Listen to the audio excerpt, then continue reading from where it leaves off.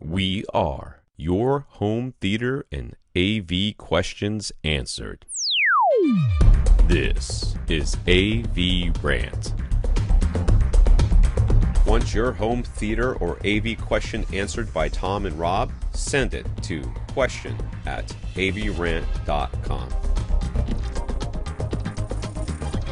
Welcome to another edition of AVRant. I'm Tom Andry, and I am here with Rob H. This is AVRant. It's your home theater and AV questions answered. If you're watching on YouTube, Tom's still going to be choppy this week. I'm pretty sure it's on my end. I'm on like Wi-Fi N because this is an old computer that I'm using to do all the podcasting. So I think it's my fault. That's why it didn't used to be like this, but it still is this week. So I blame me because his picture's coming in clear but low frame rate. So just going to be a fantastical technical showcase on the episode this week if you're watching YouTube. But there you go. That's what we got. Got oodles and oodles and oodles of questions this week, so it's going to be a fun show. Yeah, so last week I mentioned I was going to do a headphone review this week. I'm not doing it. Okay. I'm not going to do that. Save some time for questions. Hooray. You can go to avgadgets.com and you'll see there's a new review up there somewhere for the Soundcore Liberty 4 headphones. Okay. The Too Long Didn't Read version is... There's something wrong with the high end. Oh, like all right. The top end of that thing just doesn't sound right. Now, that being said, these are like the most full-featured headphones I've ever used. Okay. Like, by far. Are these wireless or? They're wireless. Okay. They have like the little stick. I don't know what they call that. They stem. have a name for it. The stem thing, right? And instead of doing the tap, which everybody is doing now, the tap, they're doing the pinch, which is akin to what your Didn't you Apple talk about that before at some point?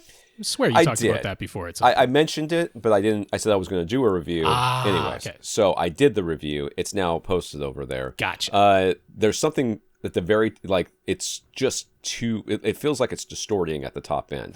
So I'm not really sure what's going on with that. You can fix it because it has a ton of EQ options. I am of the opinion that you shouldn't have to use an EQ. Also, I'm not sure if that's a fix as so much a covering and amelioration. That's right. It's like that's what I said in the review too. Yeah. I'm like, well, you can make it sound better, but you are technically just obfuscating the problem. Right. You can take away the distortion, but that means you're having to roll off high frequency output that probably should be there if it were a truly flat line. So they have wellness. They have like a sensor in there that can sense your heartbeat and your exercise. It does stupid amounts of things. One of the things I did like was they have spatial audio and they have head tracking versus just fixed. Which, fixed would be like 3D, kind of more 3D sound. I mean, I don't know how 3D it was. It did fix the high end problem. Oh, okay. But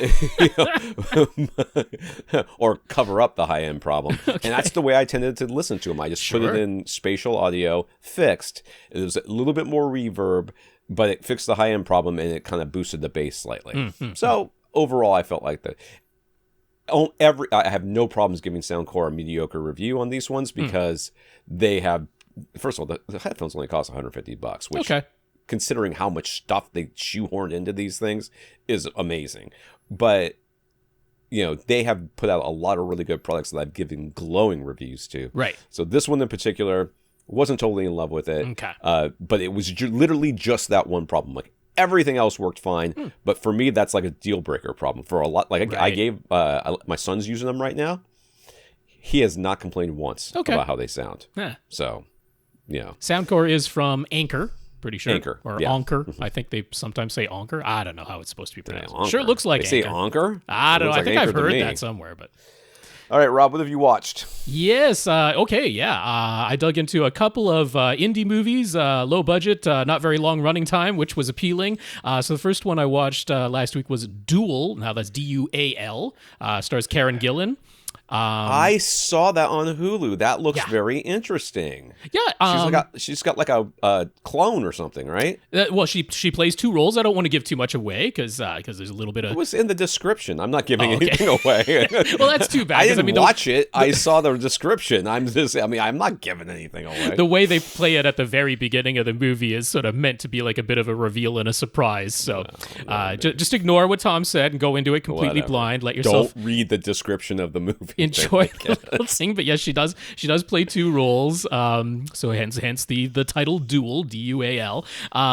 So this, I I quite enjoyed it. It is a dark comedy, and it's meant to be that way. This wasn't accidentally a dark comedy. Like, oh yeah, by the way, a couple of people did respond to my review of Fall, and nobody else laughed. So apparently I am just a psychopath, and I was all alone, and it's a good thing I didn't see it in a theater, like I just said. So that apparently I'm alone on an island as far as Fall goes. Karen Gillian is like way too versatile of an actor. She's really like, good. I mean, really good. I loved her in Oculus, which is a horror movie. Yeah. Of course, she's been in all the Guardians of the Galaxy movies, where I watched two of them before I figured out it was her that was in that role. Okay. I had no idea that was her. I was just like, got a lot of makeup and prosthetics on. Yes, so. That is true. But then I've seen her in comedy. She was in the Jumanji movies. Yes, she is so versatile. Yeah. And I mean, she can play that character that looks terrified, which a lot of people, you can't necessarily do that. Like some people they always look a little happy, but when she smiles, she's the other side of that. And I don't mean that in any sort of misogynist way. I'm just saying, she can completely change how she emotes completely from like one scene to the next. So she is really amazing. And I'm excited to see that movie. Yeah, it does depend heavily on her. She is on screen the entire time. So yes, it works largely because of her performance. But I did want to say with Duel, this is a great example of a movie where they picked a tone, they picked a direction, and they stuck to it, they committed to it, and because of that, it works. Because they chose a very weird thing, which is that this isn't like part of the plot of the movie at all, but basically no characters in this movie have subtext.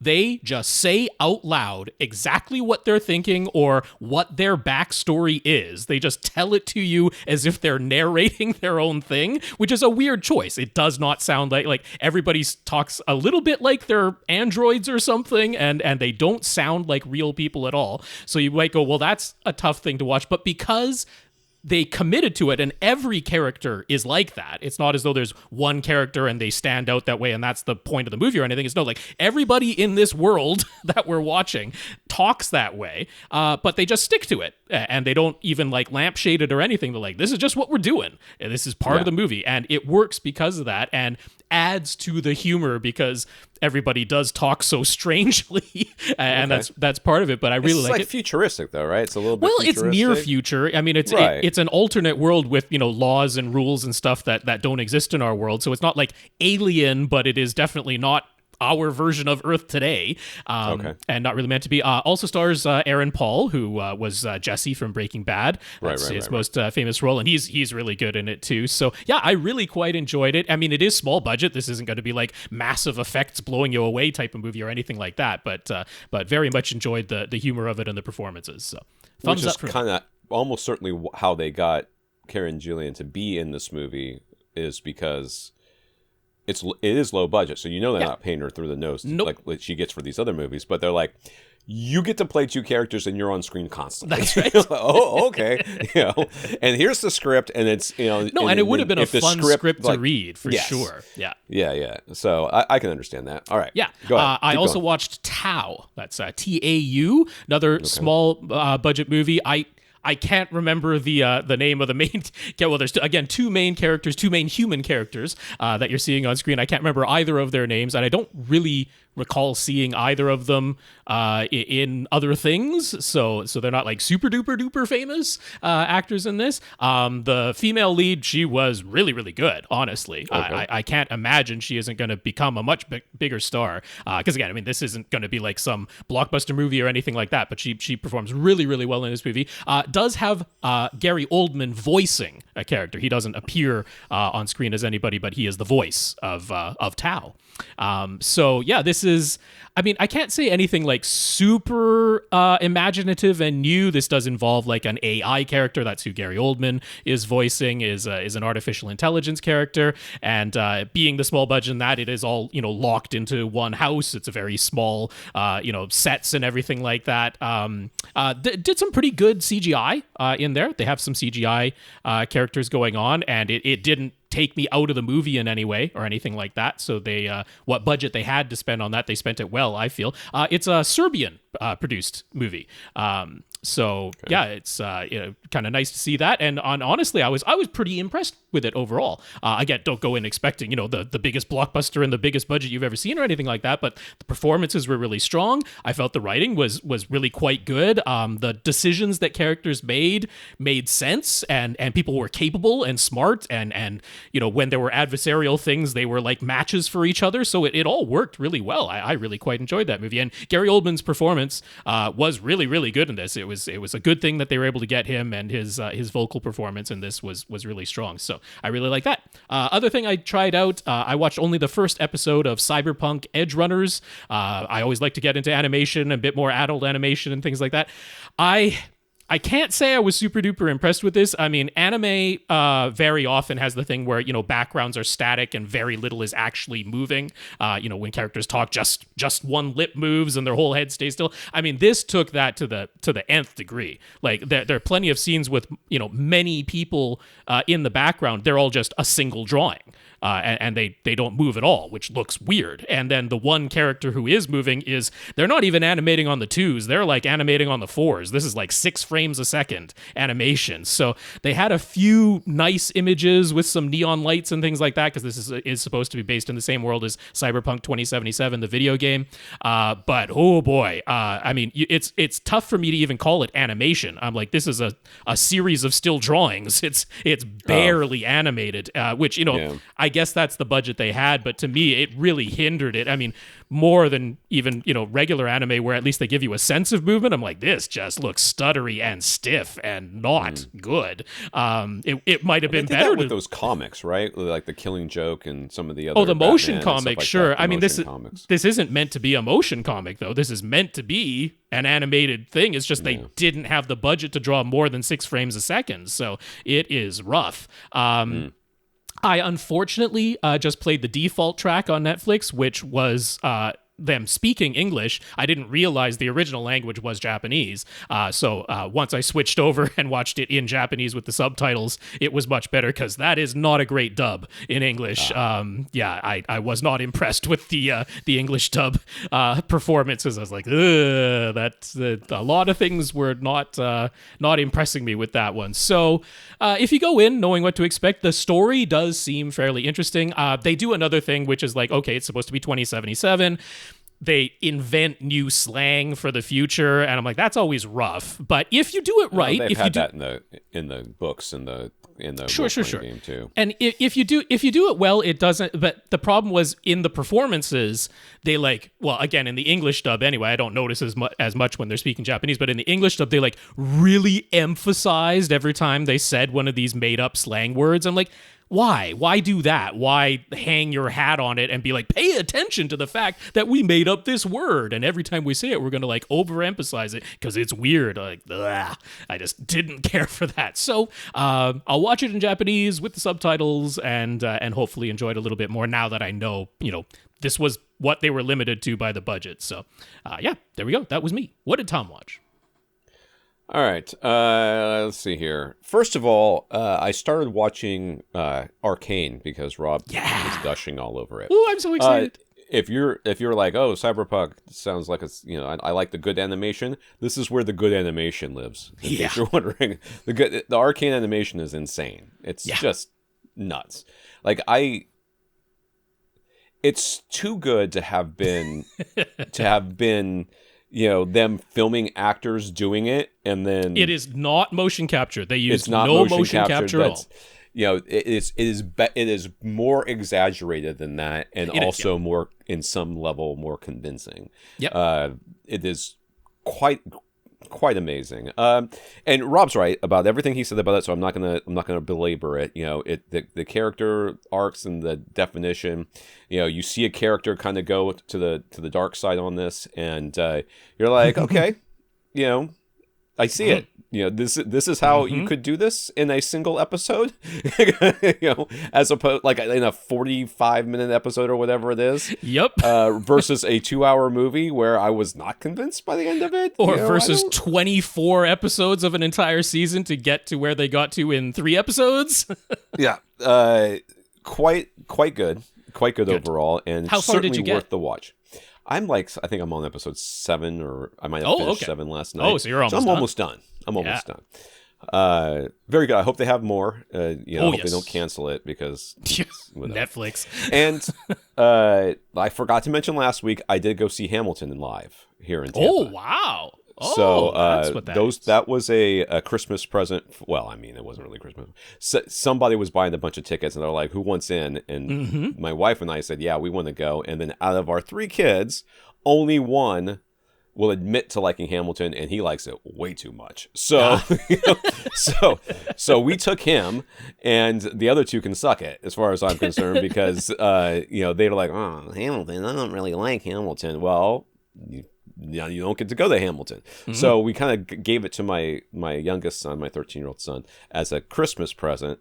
And then we all went to go see it. And it's in Tampa, so of course it's got a different cast. And the actor who was playing Hamilton was one of the understudies, which was disappointing to me because I don't know what the difference was, other than this dude was like stupid short. And I don't mean that in a bad way, because I am also very short. Rob himself understands the short man energy that we have going on in this podcast.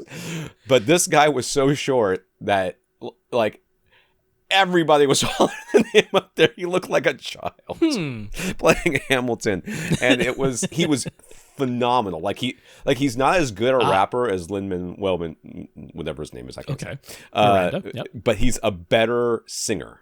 So it was, he was amazing. And then the woman who played the youngest daughter, Peggy, and then what's her name? The girl he has the woman he has a affair with later. She was astonishingly good. I felt like she was completely underutilized in this, but she was also she was like 18 inches taller than this dude. So it was like she sat on his lap at one point and he like disappeared. But it was really, really good. It was really good. So a much smaller stage, different, but enough, you recognized enough of what you saw in the movie, but they also made a lot of it their own. So there was like some things that you were like, yeah, they did it just like the original cast, but there's some things that they changed it up a little bit so that they put their own spin on it. So it was obviously it's very hard for me to look at the price of those tickets and not go, oh my God, are you kidding me? Are you kidding me? But then again, it always goes to show, like, there are wicked talented people out there who are not famous, but they are very talented. This is the thing I cannot stress enough. People are like, oh, if you just try hard and do your best and and get good at your craft, you'll be successful. That is not true. I mean, I'm not saying these people aren't successful, but those people far more successful than most actors. Successful people in this town. They're they're playing Hamilton in Tampa. That's amazing. But there's a ton of people underneath them who are probably just as talented or almost as talented. That, or maybe even more talented that aren't doing it. So, it does mean, it's easy to get discouraged, but at the same time, know that sometimes being good at something is good enough. You don't necessarily have to get paid $1 bajillion for it. And yes, it's not always fair that other people who are not as talented as you do get paid $1 bajillion for it. All right, let's get this podcast started. This is AVRant, the podcast that answers your home theater and AV questions, gets your questions answered. All you have to do is ask. You ask by emailing us at question@avrant.com, which works. I know, because I got a ton of emails. I guess I never had the question one forwarded to me. You never had question being forwarded to you, no. It is now. I was like, holy crap. That's a lot. In fact, when you were talking about Cyberpunk, I was creating a filter on my email to shuffle all those emails to one folder so that I could keep them separate. So I could. That's a lot of questions. We get a lot of questions. Question@avrant.com. You go to our website and find our older episodes, including our show notes and the Flickr album for each show, so you can follow along the pictures that we're talking about. Go to facebook.com/AVRant podcast, youtube.com/AVRant, where the pictures will mostly, unless we think we might get demonetized. I don't even know if that's a thing. We might get some sort of content strike, which we did get one time. We got a content strike a long time ago. Yeah, a long time ago. Yeah, that's been cleared for singing. now, I think we sang. that was enough. I know we got demonetized one time because I was talking about electrical plugs, and I used words apparently you're not allowed to say. One of them being master, and the other one, which I think will get demonetized if I say it. But I was talking about electrical plugs, where one plug controls another. I talked about that recently too. Oh no, I did that on the. I wrote an article that involved those two words. Right. So apparently, you can't even say the word when it has no derogatory sense whatsoever. It's a true technical term, but I'm scared to say it now in case we get taken off of YouTube. It's ridiculous. Absolutely ridiculous. YouTube.com/AVRant. Contact Rob directly, rob@avrant.com. His Twitter is @FirstReflect. I'm Tom@avrant.com, where you can contact me. And that's the best and only place you can do that. That's right. All right. I want to thank our listeners of the week. To become a listener of the week, you have to support the podcast. One of the ways you can do that is going to avrant.com, click on the Buy Us a Cup of Coffee link, which will take you to a PayPal donation site. And that you can use your PayPal account or a credit card to give us a one-time donation, or now a monthly donation. Yeah. You could do it that way on PayPal. For some reason, PayPal killed my other page, and now I had to remake it, and then that was a new option, so it's on there. Hooray. Yeah, so avrant.com, and then click on the Buy Us a Cup of Coffee link. You can also go to patreon.com/avrant, where you can become a monthly subscriber. AVRant podcast on that one. That one's got the whole AVRant link. Podcast, sorry. Yeah. A monthly subscriber. So we had one person go to AVRant and send us a PayPal donation. That was Max. Thank you very much, Max. Thank you, Max. Appreciate that. And we currently have 141 patrons over at patreon.com, including Eric. So thank you to our 141 patrons, including Eric. Yes, indeed. Yeah, once again, that's patreon.com/AVRant podcast if you'd like to sign up for the automatic monthly donation. So big thanks to our 141 patrons. Eric, thank you for being one of them. Yeah. If you can't support us financially, we understand. Just do something and let us know what it is, and we will mention you here. So one of the things you can do is those little cards that are inside your movies that you never use for the digital copy. You can take a picture of it and send it to us, and then usually I get it because all you people are from America. It's usually U.S. only. I don't know. We probably shouldn't say that on YouTube either, because I don't think you're supposed to do that, but whatever. People have done it. We'll say thank you. Why? No, whatever. You're right. Okay, so don't do it. Don't do what Stanton did, which is send me a code for the Star Trek II The Wrath of Khan, which is like the best. Pretty sure the terms and conditions say non-transferable, can't sell it, can't give it away, has to stay with the copy that you bought. I'm pretty sure those are the rules. But thank you anyway, Stan. Yeah, thank you. Sorry, I couldn't redeem it. That's because that would be wrong. Against the terms and conditions. I'm pretty sure that is the case. Yes. Sorry, Stan. Shucks. Yep. We also got some notes of gratitude for keeping the podcast going through. Well, speaking of pandemics, my wife is sick in the other room. I don't think she's got the pandemic, but she's got something. So if the door randomly opens and the person sticks their face in here, that'll be my wife. Gotcha. So we got some notes of gratitude for keeping the podcast going from Max, Stan, Abhue, Jorge, Joe, Raph, Eric, Travis, John, Paul, and Dan. And Paul says he decided that he'd rather spend more money than time on his additional acoustic treatments, so he ordered more panels from Acoustic Panels Canada. They do look very nice, at least. So Paul has valued his time over his money, which I think more people should do. With you, including myself. This is advice I need to take for myself. Yep. Sometimes you're like, it costs a little bit more than I'd like, but how much time would it take for me to build them myself? The materials would definitely cost less, but would they look as nice in the end, and would the amount of time I spend on them actually How pay? bad of a father am I going to be during this process? Because I am going to get frustrated and I'm going to take it out on everybody around me. Right. How bad of a husband and father am I going to be for the hours that I spend on this thing? Is it worth all that aggravation? That's a calculation I'm very bad at.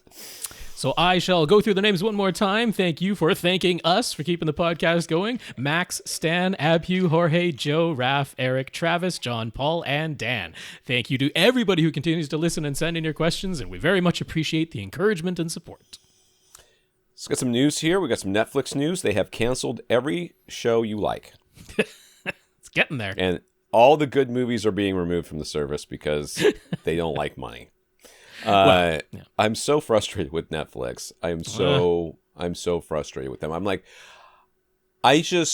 like, can we do quality over quantity? Because right now it seems like they just throw money at anything, and if it doesn't hit a predefined number in a predefined period of time, it's canceled. Like, they don't even care. A quote just recently, as of this recording, where I don't even know who it was who said it, because we got some news about the upper executive people shifting around in their seats. But there was a recent quote where they were like, "Yeah, we've never canceled a show that was highly successful, although they didn't give the metrics what the metrics are for success, but it was also like, well, you've canceled lots of shows that people literally didn't know about." Yeah. Until after it was canceled, because you didn't promote it, you dumped the entire season all at once, like they always do. And it's like, if people didn't watch the entire series in the first weekend that it came out, you declare it not a success. And it's like, what is the point of putting all of this content on your service, not promoting any of it, and then like declaring it not a success when people didn't even have time to find it and watch it or talk about it online or anything? Like, it's a bizarre release strategy to then declare it unsuccessful. It's like, yeah. Well, and I know this is going to come as a surprise to some of you, or maybe many of you.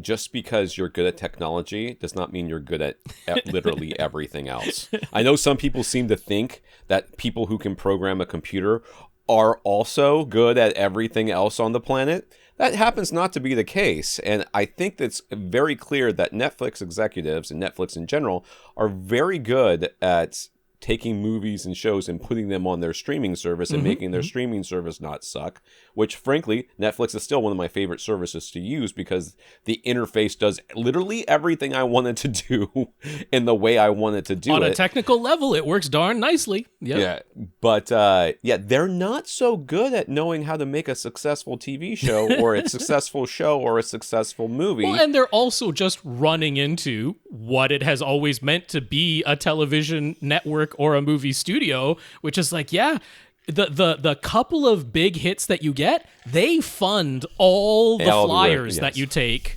on all the other stuff. And if you don't have someone with a really good eye who actually cares and shepherds projects, if you just have people who sign checks and say, go make this thing, and maybe leave it to somebody else beneath them to have some oversight, but in the case of Netflix, I don't even know if that's the case. It's like, it turns out, you need that collaborative, like actual hands-on, actually talking to each other and caring about things. Like it turns out it takes effort to make good things. You can't just, it's not I'm just very an algorithm. Yeah. And I feel like that's the direction that Amazon's going. That's the direction that, the only one that seems to be able to is obviously HBO, right? The HBO shows, and that's being torn asunder, so. But not for the same reasons. But now they that are it's capable Zaslav in there, it's all different. Actually, the other example is Apple TV Plus. They are a quality over quantity service where they are stringently looking at who they work with and budgets and what they greenlight, and that's why they have far fewer shows on Apple TV Plus than anywhere else. But even everything they've got on there is pretty good quality. Yeah, even that Physical. Is that what the name of that show was? With what's her name? Rose Byrne. I mean, that was really good. It's really good. My wife didn't like it, and I wasn't particularly fond of it. But I didn't turn it off because I was like, man, this is crap. The acting's horrible. The writing's bad. It was good. It was a good thing. Like we're watching right now on Netflix, New Amsterdam, which I think only has 2 seasons. I don't think it's gonna. And I think it's been canceled. No, they just wrapped up. I think their 5th and final season. I think that's how long that show went. Yeah. It is wrapping up, but it's got a proper conclusion. It's. I mean, that show is well acted. Well produced. I think that the I don't know. I'm not a doctor, but the medical side of it seems more realistic than some of the stuff I've seen. Sure, it's got some trite plot lines at the very. Yeah, the second and third seasons just weren't that great. I really liked the first season. I watched that all the way through, and I kind of gave up on it midway through the second season. It just wasn't as good. Yeah, but apparently it ended very strongly. Okay, well, anyways, let's read this Netflix thing. Anyways, so. My point about New Amsterdam is that you can have like bad parts of it, as long as there's somebody, as long as there's a good anchor to keep the whole thing going, right? And people there that characters that you can connect with, and enough realism, or what feels real for the world. And Netflix and Amazon and some of these movies and TV shows they've produced, they're all over the place. They're just all over the place because there's nobody there to say, hey, you know what? Let's just take a step back and talk about whether or not this is a good decision for the movie or the TV show. Okay, Netflix news. Founder and co-CEO Reed Hastings, who shut his mouth a couple of years ago and everything got better, announced he is stepping down as co-CEO, but will be taking on the role of executive chairman. Ted Sarandos, whatever, will carry on as co-CEO, with former COO Greg Peters becoming the new co-CEO. This is too many co's and e's and o's. Taking Reed Hastings' place. While Netflix lost subscribers for the first time last year, that's because there's only so many people in the world. They recently announced having added over 7 million new subscribers since then, after introducing a new, cheaper tier that includes ads and cracking down on password sharing. Both were moves that Hastings publicly resisted, but Greg Peters pushed for. And word has come down that by March of this year, Netflix's crackdown on password sharing will broaden to most territories as they attempt to extract more money from their estimated 100 million households that are sharing a Netflix account with someone outside the household. That's what they estimate. Yeah. I mean, I kind of like what... I hate to say this because I really don't want Netflix to do it, but I kind of like what Amazon does, which is you start a show and sometimes there's an ad at the very beginning that you can just immediately skip. But you can't have not heard like the first 3 to 5 seconds of it while you're looking for the remote. So I gotta believe that's worth something. That's worth something to Netflix and worth something to their advertisers or whatever. And if I don't share my password. I have a son who's in college, and he's certainly capable of signing in on that computer that we gave him, because I've signed in on that computer that we gave him. But he doesn't, because he's like the quintessential nerd, and he just doesn't even watch TV. He just reads books constantly. So he just doesn't do it. But I feel like I should be able to let him do that, because he's my son and all. Well, and he's part of the family. They have a way of having what used to just be profiles on your account. The part of their crackdown thing has been like, okay, you can turn each profile into its own account. There is a charge, but it's not the full charge, right? It's almost like a family sharing type of thing. So how that'll roll out to every territory, because they've tried a few different things in a few different territories as they've begun this thing, but it seems like that's something they'll stick with, that if you already had multiple profiles, somebody moves out, or they were always in a different household this whole time, they're like, well, instead of like forcing you to have 2 completely separate accounts, we'll let you, like, it'll all still be under one master account, and then you'll just have like extra charges for additional users. That seems to be one of the things they're going to go for. But anyway, shuffling some positions around up at the top in the executive quarters, Reed Hastings is no longer co-CEO, but he was founder of the company, so he's leaving on a bit of a high, which is that, got to announce that, they increased their subscriber numbers, and that's when he's stepping down, as opposed to stepping down when they were, for the first time losing subscribers. But he was publicly not on board with the adding ads to the service and doing the password crackdown. But the new co-CEO was all gung-ho for that, former chief operating officer. So there we go. That's the direction Netflix is going now. Sony. So when new Sony TVs were a no-show at CES, and Sony said they'd have their own showcase for their new TV models later this year, we speculated it was because they had waited for the newest MediaTek processors, which promised all the latest HDMI 2.1 features on all inputs, rather than sticking with last year's chips like Panasonic decided to do. We're still awaiting confirmation of that being the case, but even if it is, Vincent Teo did it from HD TV Test that's discovered some bad news. MediaTek quietly updated their spec sheet for their newest 4K TV processor, dubbed Pentonic 1000. Mm-hmm. That sounds like something you would find in an adult store. There's also a Pentonic 2000 for 8K TVs, but it's the 1000 that we're interested in, because that's for the 4K TVs that we're typically looking at. And while they still talk about 48 gigabits per second HDMI 2.1 ports, they no longer explicitly state it's all 4 HDMI ports the way the old leaked spec sheet used to. Vincent pressed his sources until they finally revealed that, just like last year, only 2 of the 4 HDMI ports supported by the Panasonic 1000 chip will actually have... Pentonic, sorry. 1000 chip will actually have full HDMI 2.1 bandwidth. Other 2 ports will be limited, just as before. Limited to what, 40? No, high speed, 18? So 18 gig. Yeah. I don't know if that is even true, though. It might be one of those weird in-betweener, like 24 or 32 that we've seen on some devices. So, but it's just that it won't be the full 40 or 48 gigabits of bandwidth. Only 2 of them will have the full 48 gigabits per second bandwidth. So the good news is that those 2 full bandwidth ports should be able to deliver Dolby Vision at 4K 120 with VRR, variable refresh rate. Mm-hmm. So that's still an improvement for 2023 Sony TVs if they are indeed using these new chips. But if you have more than 2 HDMI 2.1 sources, which is pretty unlikely, it appears LG will still offer the best support on their TVs this year. There's like only 3 possible sources. Right? Pretty much. PS5, Xbox Series X, and a PC. Yeah. So, but coming up in the future, we might start getting streaming devices, particularly like the next iteration of the NVIDIA Shield, because it also is a gaming system. They might want to do 4K 120 or 4K 144, as so many TVs are now supporting. So, these things are coming in the future. The idea that you might want to have more than just 2, and also very often one of those 2 full bandwidth HDMI 2.1 ports is also the eARC port. So if you are connecting it to an AV receiver, then now you're going to be relying on that AV receiver to have multiple HDMI 2.1 ports if you need to switch multiple HDMI 2.1 sources. So it just complicates the whole thing. The expectation was that this was sort of bring at least their inputs to feature parity with LG, because that has been one of the complications. Actually, that's one of our questions coming up, is sort of the differences between Sony and LG OLEDs when we get to that. But that was one of the complications where in the past, Sony has made you choose, okay, which of these features do you want to support, because we can't do them all simultaneously the way the LG OLEDs could. All gaming features, if we're talking about movies, it really wasn't going to impact you. But as far as gaming features goes, you had to pick and choose which of the features you could support, because it couldn't do them simultaneously.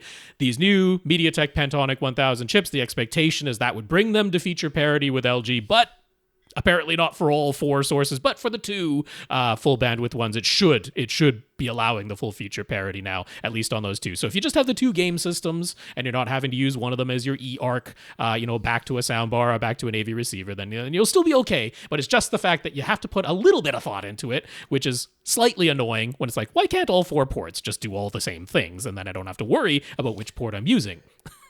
Give it another year. Yeah, exactly. It's funny. I had somebody ask me over the weekend about a TV. He's like, and he just said, I heard you're an AV. I mean, yeah. Okay. So, I'm thinking about buying a TV. I just want to make sure I'm not going to get something too big. I'm like, you literally cannot buy something too big. Like, there's nothing, there's no TV that you're going to, because you're a normal person, right? You're not like me or any of the people that listen to this podcast. You are a normal person. You are not going to sit close enough to any TV that's on the market. Like, I guarantee you're at least 10 feet away from anything. Yeah, right? Most people sit 10, 12, maybe farther. I'm like, the biggest that can fit. He's like, are you sure? I'm like, I sit 8 feet away from a 92-inch screen. He goes, oh. Well, we're sitting, and I'm like, yep, exactly. Stop. Just buy the biggest thing. He realistically could buy a 98-inch TV, but from 10 feet away, still not too big. Still okay. You're still going to be fine. Comments here. Jorge wanted to weigh in the over-the-air network tuner and DVR situation. He mostly agreed with our advice and the general lack of options these days, but he wanted to offer a happy correction, which is that the Plex over-the-air DVR now allows you to pause and rewind live TV. It didn't used to, but it can now. Yeah. Unfortunately, he's found that in his setup, using an HD home run network tuner, he gets frequent buffering, which is always exciting. He puts up with it since he's pretty invested in the Plex ecosystem at this point, but it definitely isn't perfect. He also used the channel's DVR service and agrees it probably has the nicest interface. It can also function as a TV everywhere aggregator, so as long as you have a login for a given TV channel streaming app, you can pull all of that into a unified interface, which he found very handy. However, Channel DVR doesn't offer a good Roku app, and some of his TVs use Roku, so they have so they had a beta app version, but ran into some transcoding issues, and seem to have put on the back burner. So again, no perfect solution, but he agrees that if you aren't already invested in Plex, Channel's DVR is probably the best way to go these days. Oh, there you go. Thank you, Jorge. Because, I don't use these things on a regular basis. I'm just going off of research and what other people are saying. So someone who's actually in this and using it on the day-to-day, that's great information to have. And I'm very happy to hear that the Plex over-the-air DVR can pause and rewind live TV, because that's ridiculous if it couldn't. Karl went to weigh in on the question from Andrew last week regarding his noisy HVAC in his utility room, which is like right off of his home theater, and it had like a louvered door and all that. That's right. Karl has worked with Air Force and Navy troop housing and HVAC in particular for decades, so he knows a thing or two. Mm-hmm. He agrees that Andrew should bring in an HVAC specialist. That's always the safest advice, but let's go. He's personally experienced how any poorly installed HVAC system can sound like a hurricane, but 99% of the time, it's the pump, furnace, or condenser. And if they determine a replacement is in order, consider a variable speed unit, which can greatly reduce the noise. But the specialist should be able to look up the specs of your current system, measure the noise level in each room, and determine whether it is within spec or not. If it's louder than spec, it probably is just an installation issue. So he hopes Andrew is able to get it sorted. So there you go. Thank you, Karl, for that info. Great to have an expert's advice. Yes, an expert advice that agrees with us. That's our favorite kind of expert's advice. Questions. Chris has a room in his basement dedicated to being a home theater. It's about 3,400 cubic feet in total, but it's in irregular shape. He finally has some time to make some absorption panels and get to acoustically treating the room. So he has some questions. No, you cannot put too many in there. All right, it's just I haven't read the questions yet, but the answer is as much as possible, and it's probably still not enough. Let's go. So we typically suggest treating the first reflection points, but that only seems to be in regards to the front speakers. Should you be looking for the first reflection points from a surround and surround back speakers and treating those too? Your surround back speakers, if your couch is placed in the back third of your room, the first reflection point is going to be in front of you. So well, no, that isn't true. It's just going to be. Well, I mean, it's going to be a very steep angle to the sidewalls. It's going to be a very steep angle. So I'm thinking like the 45 degree. Sorry about that. But yes, there is a first reflection point behind you. It is so off axis from the speaker itself that the speaker roll, as far as its performance at that angle, is going to be so reduced that I wouldn't work. Should you put a panel there? Absolutely, you should put a panel everywhere. But should you specifically put a panel there? And the answer, in my opinion, is no. So no, for the surround speakers, it's the same situation. Yeah, for the surrounds and the surround backs, we aren't typically too worried about treating specific first reflection points. We aren't typically dealing with a lot of stereoscopic imaging from our surround and surround back speakers. Right. They are there to provide ambience, envelopment for the most part. Yes, sometimes some specific sound effects, but it's not very typically like an imaged sound effect between your two surround speakers or between your two surround back speakers or something. If they are trying to have a very distinct sound effect, it'll come out of one of them so that you can very clearly identify the direction that it came from. So because mostly why we're worried about the first reflection points for our front speakers is because we are very much concerned about stereoscopic imaging coming from in front of us. And if we have additional sound cues that are coming from bouncing off our sidewalls or in fact the ceiling and the floor, plays into that as well. But predominantly the side wall reflection, because we're normally talking about side-to-side imaging when it comes to our front soundstage. Having those additional cues that can throw off our brain a bit as to where the sound originated, that can muddy up some of that stereo imaging, that stereoscopic imaging that we really only care about from the front soundstage for the most part. So that's why we aren't too concerned about specific strong reflections from our surrounds back speakers. So I wouldn't go worrying about carrying the little hand mirror down your side walls for the speakers other than your front, left, and right and center.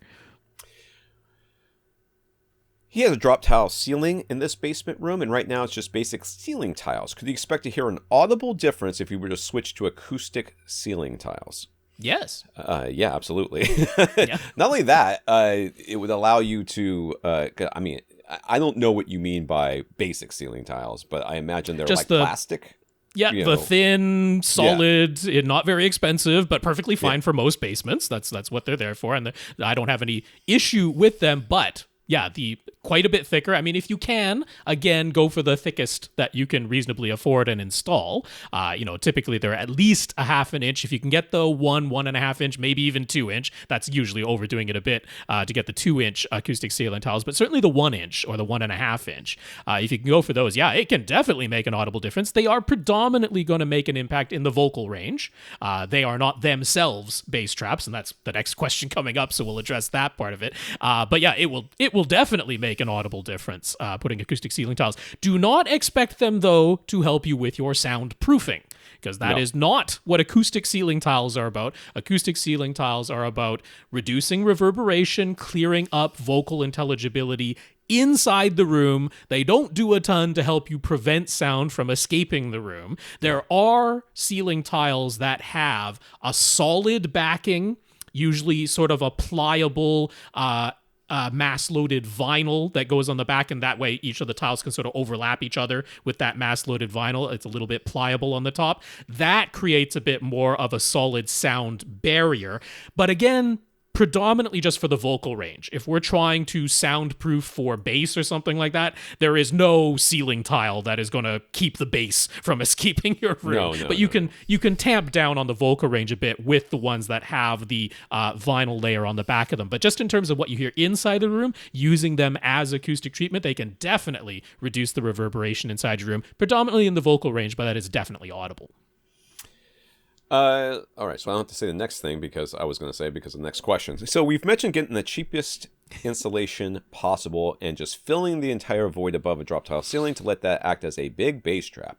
If he did that, could he get away without also putting super chunk bass traps in his corners? I mean, I guess. I would mostly say yes. Yeah, I mean that's a significant if you think about amount it, you are treating all so the corners, right? We say to treat the corners because that's where you can. They're most effective at grabbing bass, right? And if you are filling that entire ceiling, you are technically treating the corners, but horizontally instead of vertically. Sure. So you're doing all four. So. My initial statement was you can't put too much.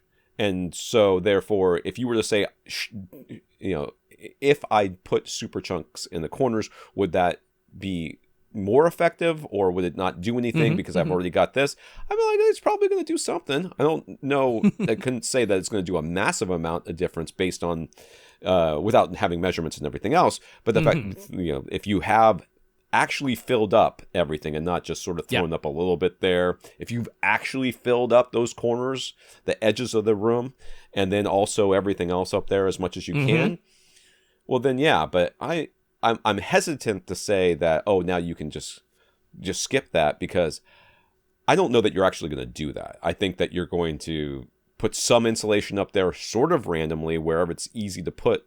And I don't know about that. I mean, you can get that, garage insulation, the really cheap, fluffy white stuff, but it just works a treat for filling in all the joist bays above your drop tile ceiling. And I mean, if you fill that whole ceiling, that's a significant, in terms of just like square area that has now got insulation in it, and it is significant depth because it's going to be a minimum of 8 inches for the joist to hopefully more. Right. Hopefully your house is better built than that and it's 10 or 12 or 16. But yeah, if you're more or less filling those bays with the really cheap insulation, that's going to be a significant amount of bass trapping.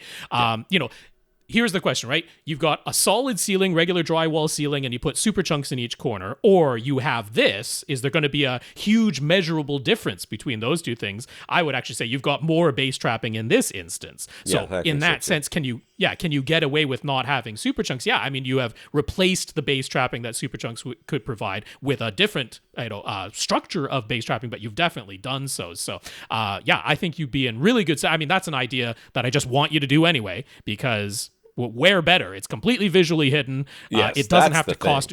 It doesn't have to cost oodles and oodles. You don't have to build any frames for it. So it's about the easiest, cheapest way to put a whole bunch of bass trapping in your room, and I definitely want you to do it. And if that means you don't have the time or willingness or money left over to also make super junks, I'm not worried about that, because it's not as though you've ignored bass trapping entirely. I think that'll do you in good stead. So he did a measurement of his currently untreated room using Room EQ Wizard. It indicated a very clear and large resonance at 25 hertz, right at his listening position. Mm-hmm. He's only got a single subwoofer right now, so would a second subwoofer help with that, or will his bass trapping fix it, or does that 25 hertz resonance simply come from the port tuning of his sub, and adding a second sub will make it even worse? I mean, that's a room interaction, so...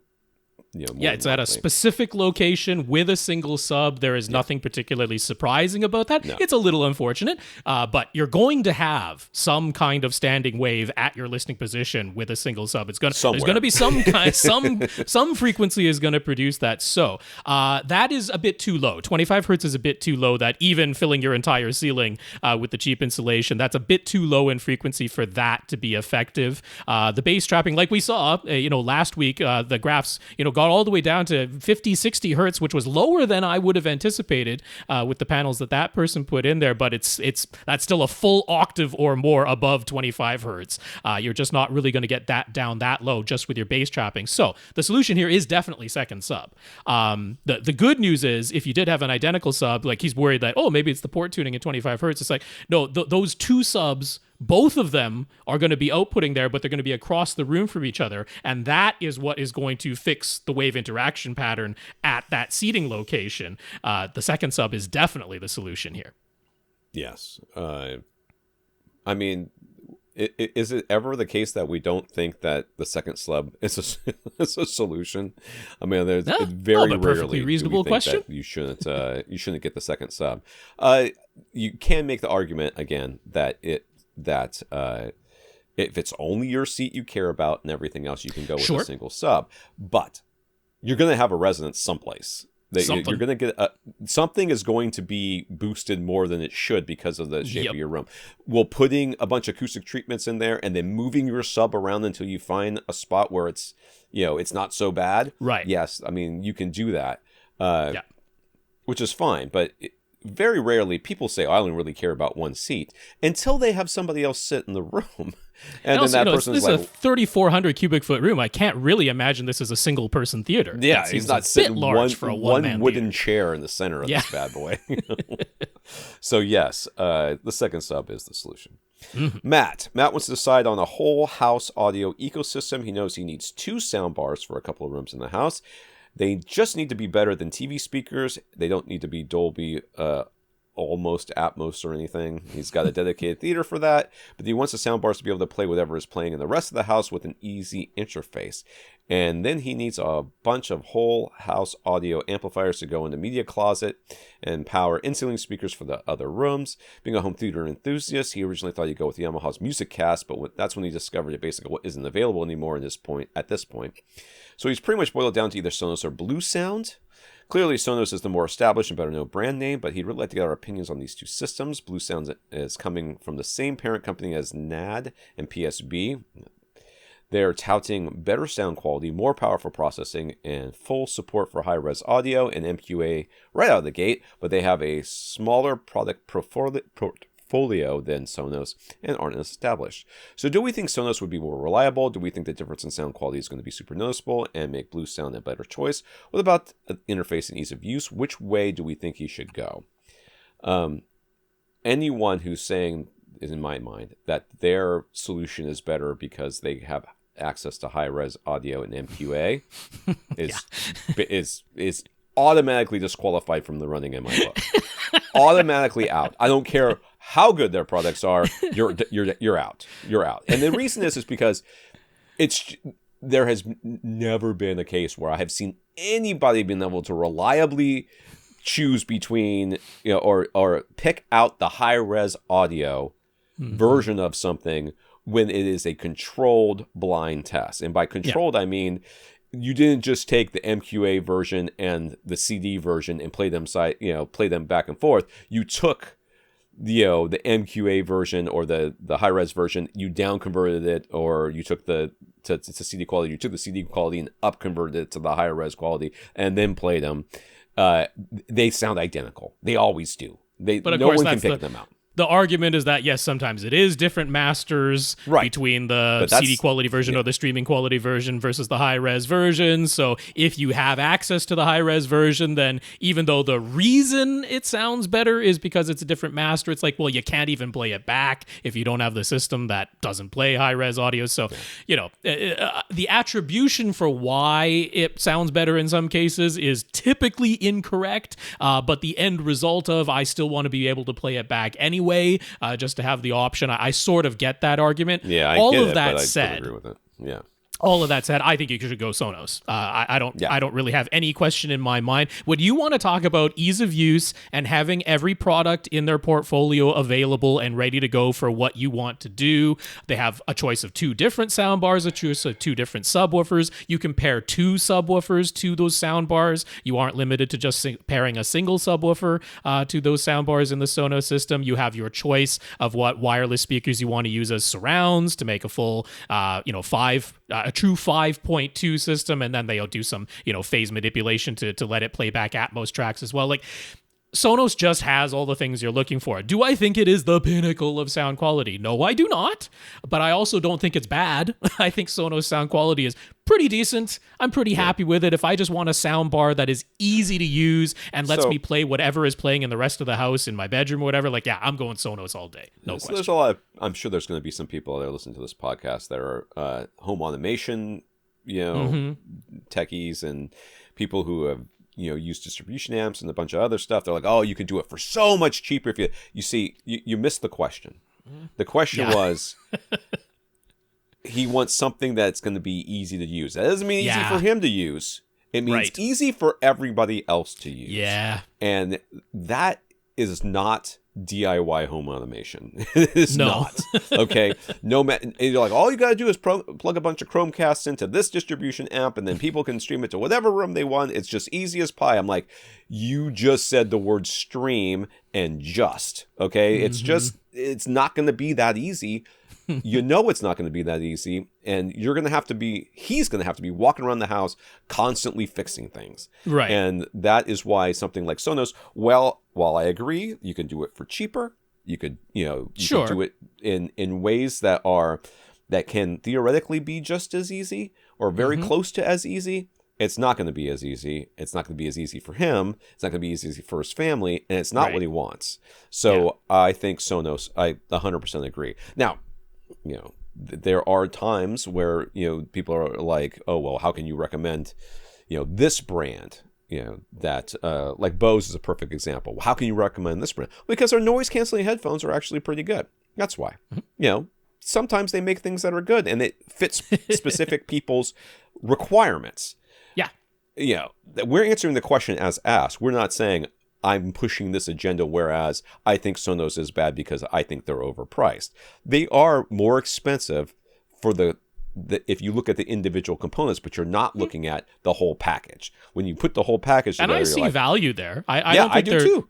So overpriced that they've priced themselves out of reasonability. It's like, it's a little bit more, but I mean, hey, if you buy Apple products, they're more expensive too, but it's not as though there's no value there. You get your value out of it. Another thing I like is I'm envisioning, like, I don't foresee him not one day thinking, I'd like to have some music out on the patio tonight. And it's like, hey, Sonos has speakers that with battery power, weatherproof, you can attach Bluetooth to those devices. Like, they just got the whole portfolio for everything you might want to do, and one of the nicest, easiest to use interfaces.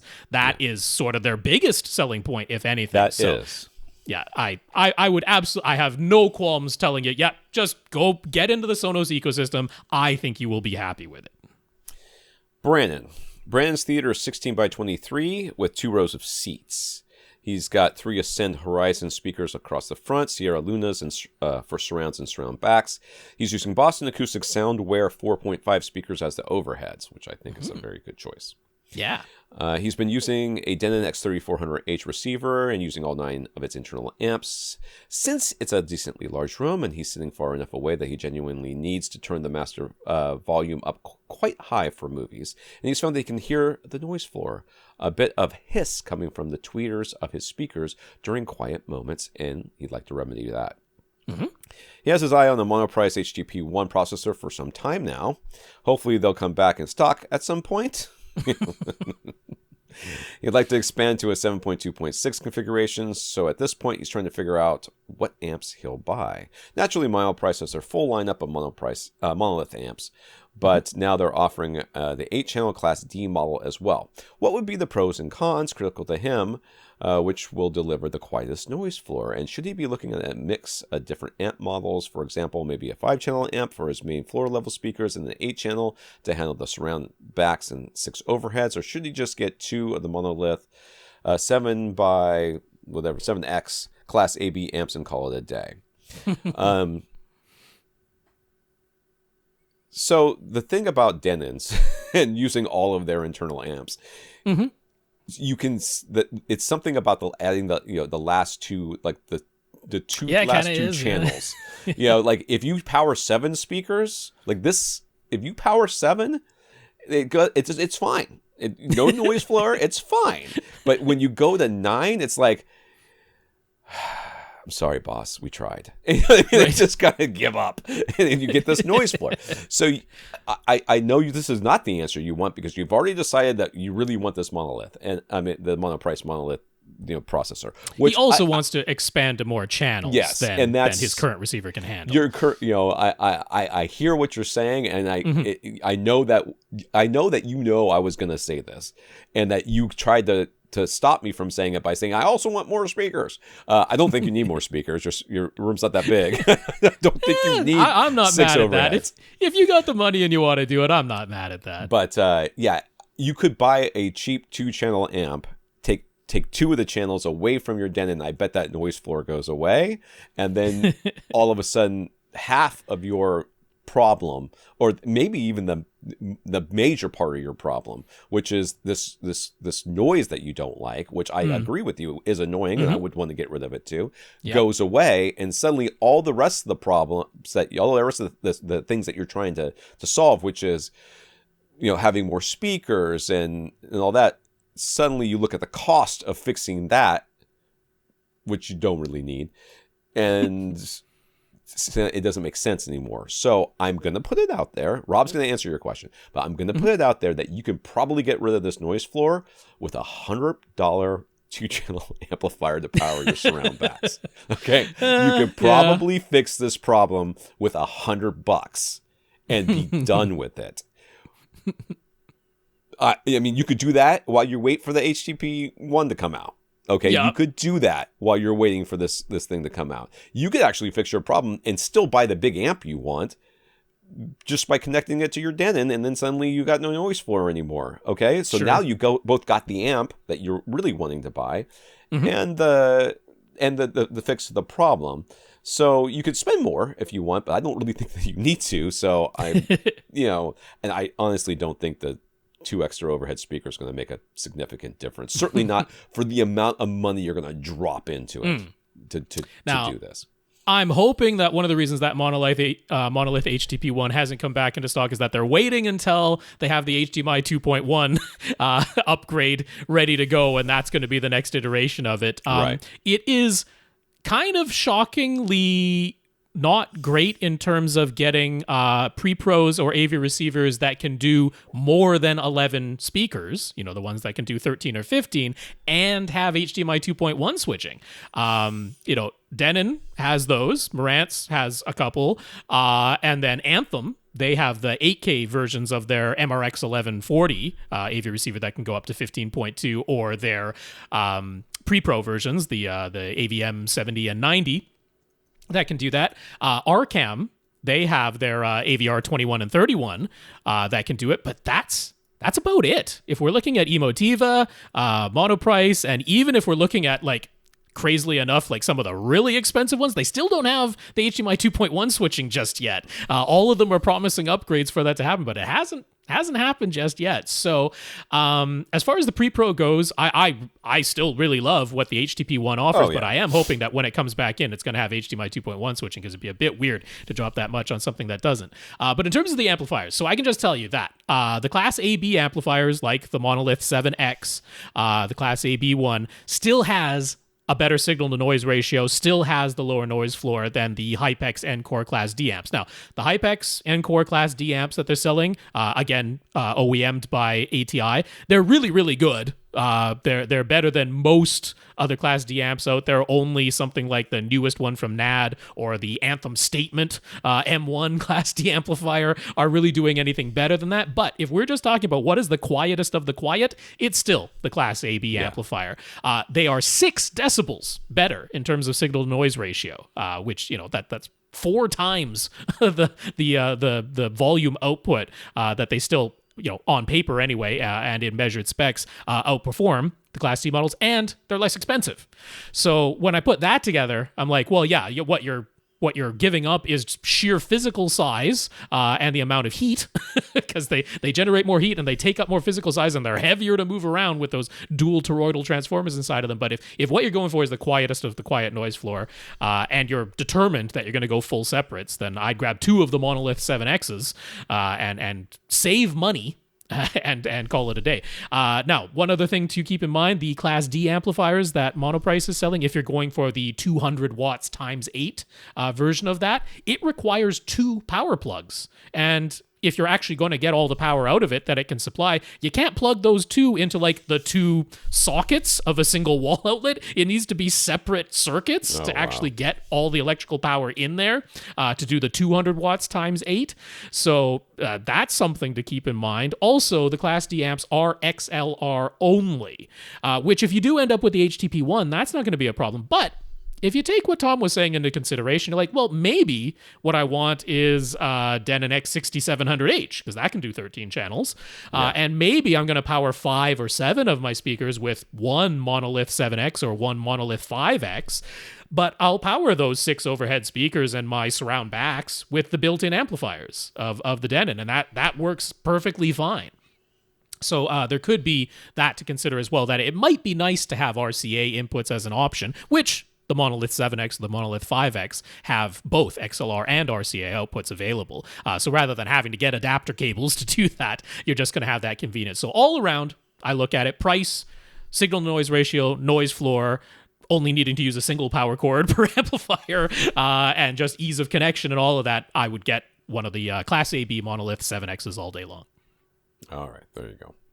Max was recently promoted, and that means he gets to consider a display and the AV receiver upgrade for his home theater, but also means a bit less time to just experiment with things for fun. So he hasn't gotten around to fully optimizing his dual subwoofer setup according to our previous advice to him just yet. So we got some pictures here. If you're not on the YouTube channel, then head over to our show notes and click on the Flickr album, because these are nice pictures. And you will see that he has put lots of acoustic treatments around, especially in this little alcove behind his seats, where his projector lives, a lamp lives, and you may look at it and go, oh, I mean, those things look a little bit off center or a little bit weird. Who cares? It's going to be dark in there. Shut up. Yep. So, on that note about our previous advice to him, when we discussed the technical details of room curves and Dolby, Trinnov, and CTA targets, we never actually got around to saying what we do in our own rooms. So what do we target ourselves, and how do we go about confirming? What's our process? I run Odyssey, and that's it. That's what I do. That's my target. And you're pretty happy with the default target? I am. I don't... let's put it this way. I remember... recently, I think I've talked about this in podcasts, my kid was driving the car, and he swears he didn't do it, but he turned on party mode, which my car has a party mode button, which I don't know if it makes like external speakers happen or something, but I think the idea is you're supposed to be able to open up all the doors in the back gate. It's a forward. Oh, gotcha, yeah. And make it, so whatever. It just boosts everything like stupidly loud and everything, but especially the bass. And it was on for a while, and I didn't really notice it. And because the button doesn't have an indicator as to whether it's on or off. You just press the button, and you're like, okay, that sounds on. You press it again, and it sounds off. So I clicked it, and I was like, oh, geez, this has been on this whole time. So I turned it off. I was like, oh, the bass sounds terrible now. I can't believe it sounds so bad, and everything. And then I got out of the car, got back in the car. I was like, it sounds fine again. So I don't really feel like these target curves are necessary. I feel like I'd rather just have it straight and rather than artificially boosted in one way or another. So I kind of run Odyssey. I do take the mid-range compensation notch out if I remember to do it. I don't always remember to do it when I do the And the number Odyssey. of times you've just been listening to content and gone, oh, that must be on, or that must be off. It's exactly zero. Yeah. Exactly 0 times. So yes, I don't I don't really go for a specific target. So what do you do, Rob? So my philosophical approach to this is I think curves of equal loudness are super, super, super important. Yeah, I do too. So I don't like the idea that I'm going to introduce a house curve that very well might sound good at my generally preferred volume level. But then once I change the volume, that house curve is going to still be applied, and it's no longer going to sound the way that it should, because our human hearing changes quite significantly depending on the decibel level. If you look at the curves of equal loudness, they change. Like, that curve is not the same at each volume. It changes as the volume changes, which means applying one, like what Rob's saying, applying one boost in one area, that's going to be different at different volumes if you apply your curves of equal loudness. So Rob is 100% right there. So my philosophical approach to it is unpleasant to do what I don't do very often, but I'll do it once because this is my approach to it is, I play sweeps at 85 frickin' decibels, okay? Because 85 decibels is where our human hearing is the most linear. So generally, if you play a full frequency sweep at 85 decibels, which is really loud and really unpleasant to go through multiple times, but that's where you need to do it for your human hearing to give you fairly reasonable feedback when you're tuning your system. If that all sounds perceptibly right about the same volume level throughout that whole sweep, to me, at 85 decibels, then to me, what I'm getting is that's what the signal said to do. Okay? That's my philosophy of it. What did the recording say to do? And the recording said, when I'm just playing a full frequency sweep, it said play all of these sounds at the same volume level. So if that's what I hear, I consider that reasonably accurate. Now, people are going to make the argument of, okay, sometimes the recordings are made in a certain mastering suite, and they tuned their room, and they had a curve in that room, and so whatever they tuned and thought sounded right on their system, we should attempt to match that in our... I'm like...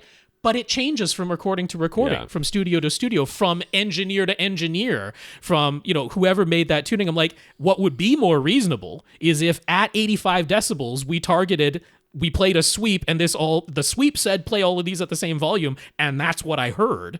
Like, I don't have time to tune my room for each individual movie and piece of music that I listen to, because even on one album, they might have used different studios across different tracks. These days, they might have used different studios across different portions of different tracks, and I'm not going to retune my whole system, and where would I even know what their tuning was to begin with? I'm going to go with, what they did? They made a recording. I'm going to play back that recording so that things sound the volume level that the recording told my system to play them at. And if they made a mistake, in my opinion, because they tuned their room weird, well, too bad, okay? That's what they put on the recording. And I'm going to play back the recording as the recording tells my system to do so.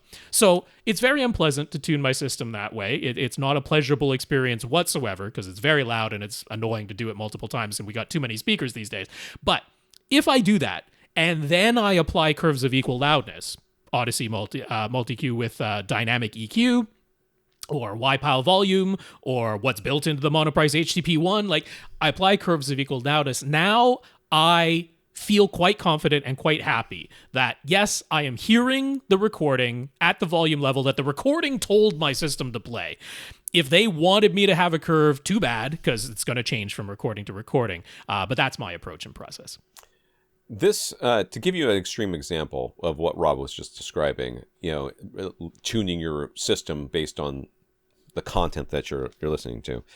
This is akin to taking Thor Ragnarok on Blu-ray, or Ultra HD Blu-ray, whatever I have it on, and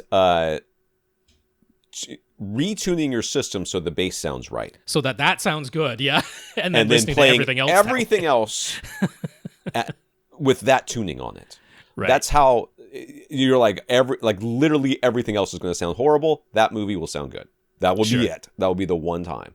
So but you know what? They messed up that recording. That's on them, not on my system. Not on my system. I want my system to be accurate, whatever the accurate is, and then from there I don't worry about it so much. Like if it's and then I just assume whatever the problem is. I actually had this discussion the other day with somebody. There's a point. And most people don't get there with their systems because they don't trust them. There's a point where you and I are like with our systems, we're comfortable that the system is not the problem. We're confident that the system is not the problem. So if we hear something wrong, we don't assume it's the speakers or the setup or anything else because we're confident that we got good speakers and we set them up properly. We assume it's the content. Yeah. But I think most people, and this is something we need to remember when we're answering questions, most people are not confident that they set their system up right. They're not confident they bought good speakers. They're not confident that they calibrated everything correctly. So when they hear something wrong, they assume the content is right and their system is wrong. And that's, I think, what the real question here is how do I know that I'm confident that I've done things properly? Right. And I can't answer that question for you. That at some point you just have to get enough experience and say to yourself, yeah, this is done right. I mean, this is done right. Yeah. And but every me, once in a while I question it. Yeah. I come back to the sweep because the sweep, I'm not concerned that the content was recorded improperly. Like, it's a generated sweep. Those frequencies are all being told to play at the same volume level. That is a thing I have 100% certainty in. So when that does play back and it sounds the same volume throughout the whole sweep at 85 decibels, where my human hearing is at its most linear, I'm like, okay, now I feel confident that things are being played back at the correct volume level. All right. So he's been running a 5.2.2 configuration using his Denon S730H receiver to power his Polk LSI series towers, centers, and surrounds, along with a pair of up-firing Sony Atmos modules and a pair of SVS subs. He's got a PB12 NSD on one side wall and PB2000 on the other. He also installed a spare pair of Bose speakers in the surround back positions, just to give those a try instead of the upward firing speakers, and he thinks he'd like to have it all if possible, so he's aiming for a 7.2.2 configuration now. I don't agree with that having it all part, but we will talk about that. He also has bass shakers, and he's using a mini DSP to undo his Denon's Odyssey correction for those. I would definitely upgrade your AV tracer. Well, that's the question. Given all of that, he's struggling towards getting a new Denon X3800H. It would be able to power all 9 speakers on its own, give him multi-Q XT32 instead of just regular multi-Q. And it has a dedicated tactile transducer output, which would simplify his setup. Does that sound like the right choice of receiver for him? Is it overkill? Should he be looking at some other receiver model instead? I like this one. I don't like the 7.2.2. I like the 5.2.4 versus 7.2.2. Which is still an option. Which is still an option with what you're talking about here. I like the idea of getting the tactile transducer output on the new Denons. I also like the upgraded Odyssey. So to me, some people look at the Odyssey and say, is it worth spending the extra blah, blah, blah to go from the multi-Q I've got to multi-Q XT32? And for me, it is, but it's hard for me to recommend that because I feel like it's not quite enough. It's not quite enough impact to really justify the cost. In your case, I think there's a lot of impact that can be had here in both quality of life and getting all the speakers you want to be in there. And I don't really see you going to a 9 point, whatever configuration, 2.6 configuration. So because your room's really not set up for it. So I think that the 3800H or X or whatever it's called would be good for you. Yeah, there's no less expensive option that does all of the things that you mentioned. I think you will find value in all of those features. So I think that is a perfect choice. X3800H, I give a big thumbs up to it. Celebrate your promotion with that. So at the moment, he's got a 120-inch silver ticket screen with BenQ HT 2050 projector. In his pictures, his couch is pushed back so that's quite close to the steep slant of the ceiling at the back of the theater room. but he actually has actually pulled his couch forward. Now it's only about 10 feet from the screen, which is better for audio. He's a gamer and found that he got a bit of motion sickness if he filled the entire 120-inch screen, so he shrunk it down until it felt comfortable to him, and when he measured it, it turned out to be about 102. His budget for a new display tops out at $5,000. That would allow him to get the Epson LS 12,000 projector, but it also happens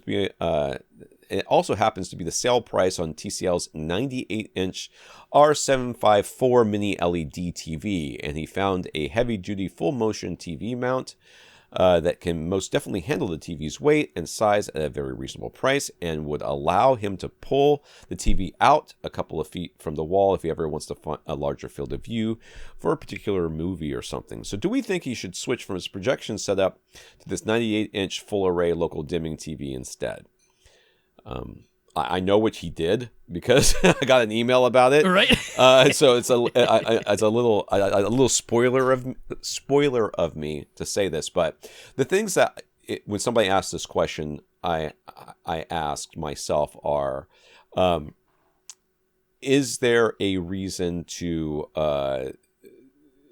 that the two things he's looking at is better for this person versus one versus the other. So my example from earlier, somebody asked me about the TV, if they could buy one that was too big. This is a retired gentleman.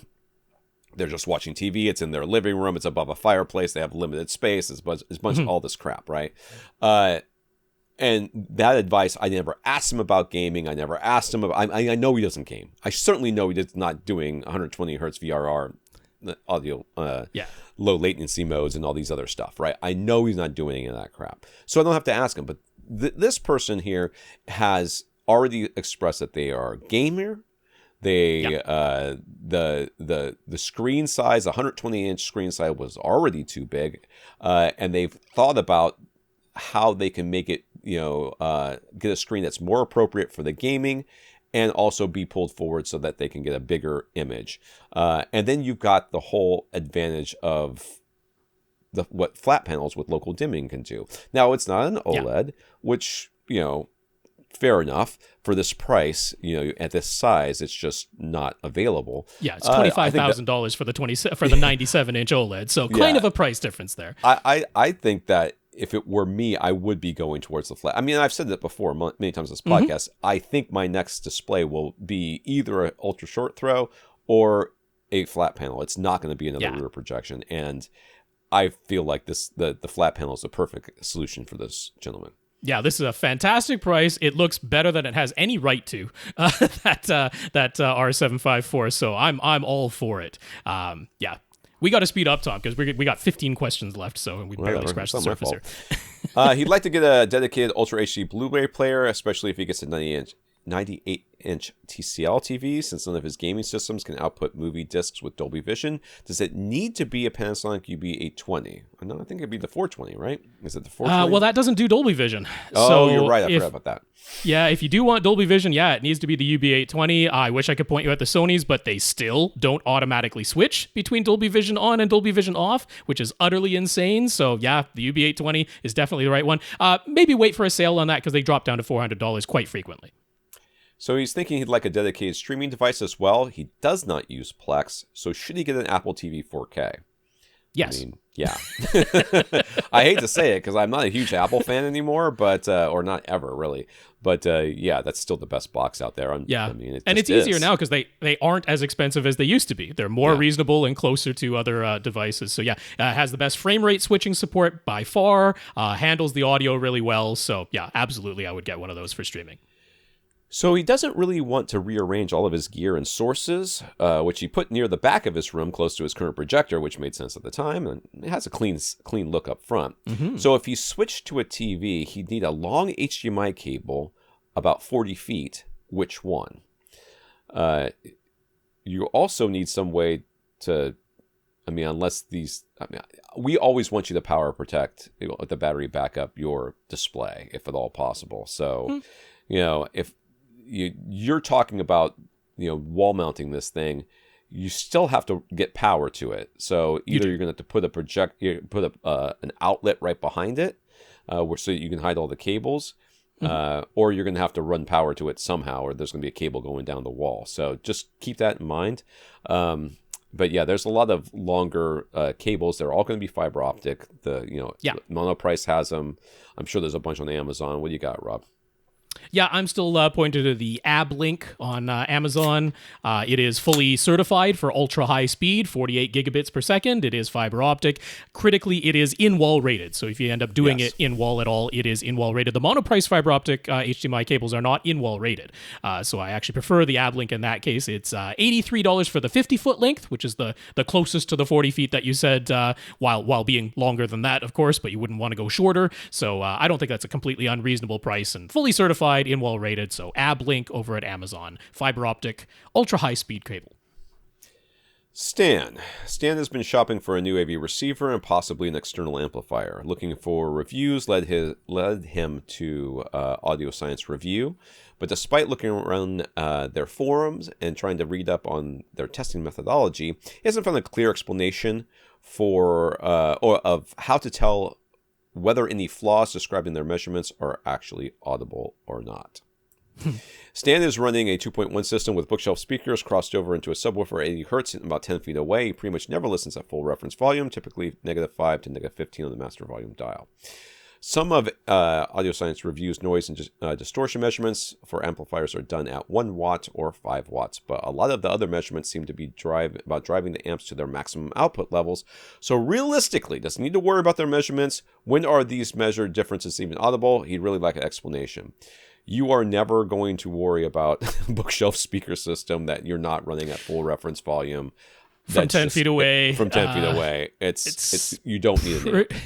Yeah, it's pretty solid that I'm really not worried about any AV receiver being able to power your system. I do not think you specifically need to worry about this at all. Yes. But if it's more a matter of curiosity, what I would actually instruct you to do is, even though it might not be the exact AV receiver or amplifier that you're considering purchasing, maybe Audio Science Review has a review of the exact one you're looking to purchase, but when we're just talking about understanding what are the measurements, what do they mean, I would encourage you to read Audioholics' reviews that include measurements of amplifiers, because they do many of the same amplifier measurements, but I think do a much better job of explaining what it is you're actually looking at and what it is that's important in those measurements and what type of thresholds in those measurements are where it becomes audible. I think the way Audioholics has written up their amplifier measurements does a much better job of explaining that stuff. There are explainers at Audio Science Review for some of it. Much of it in the early days, so you might want to just go chronologically back to some of their earlier amplifier reviews, because in the early days, it was almost like more of a blog in a way, where it would reference back to the review that was just done and sort of just continue on. It was a bit more conversational when they began. So a lot of the information is there on the site, but it's predominantly in the earlier reviews, and you sort of need to read a bunch of them in a row because, like I say, it was just sort of written as as they were ongoing, a bit more conversational. But yeah, that would be the way I would talk about it. In general, anything that is under 1% distortion is going to be really difficult to easily pick out. In the critical mid range, it'll be argued that you can start to audibly notice differences that are maybe 0.5%, that type of thing. Down in the bass, the percentage of distortion has to be way higher. When we're talking below 100 hertz, it needs to be closer to 10% before we're able to notice those things. So if you just want some quick numbers like that, if you're looking in the mid-range and treble, certainly anything that's under 0.5% distortion, you just don't need to worry about. It might be there, it's measurable, but you're not going to hear it. 1% is really quite acceptable for most of it. And down in the bass, if we're talking about subwoofer amplifiers or something, you can get to 10% distortion, and it's really not a problem. But I would encourage you to read what Audioholics wrote about it, because they explain it really well. All right. Abhue has a dual screen set up in a small theater room, about 11 by 12 feet long by 9 feet tall. It's not inches tall, right? No, that should be feet. Sorry. Yeah. Okay. It's definitely not 9 inches tall, but yeah, it's almost a cube. It's getting pretty close to 10 by 10 by 10. Yeah, but, it's close. He's got a 65-inch TCL TV and then a 100-inch motorized projection screen that can roll down in front of it. He's been using the Optima HD141X projector, which is only 1080p and cannot do HDR, obviously. That has caused some headaches using the dual HDMI outputs of his new Denon X4800H receiver. So he's been considering a projector upgrade to one that can do 4K and HDR. He's a gamer, but he's fine with being limited to 4K 60. Budget is concerned, so he was hoping to keep the price under $1,500. He's also invested in a 3D Blu-ray library and 3D glasses. Even though his Optima can use the DLP link for 3D, he utilized its 3D sync output with a dedicated wireless emitter, so he doesn't want to have to replace all of that. Okay, whatever. Optima's laser UHZ45 model is down to $1,500 now, and feature-wise, it seems to check all the boxes, but in any reason, this wouldn't be a nice upgrade over the old 141X.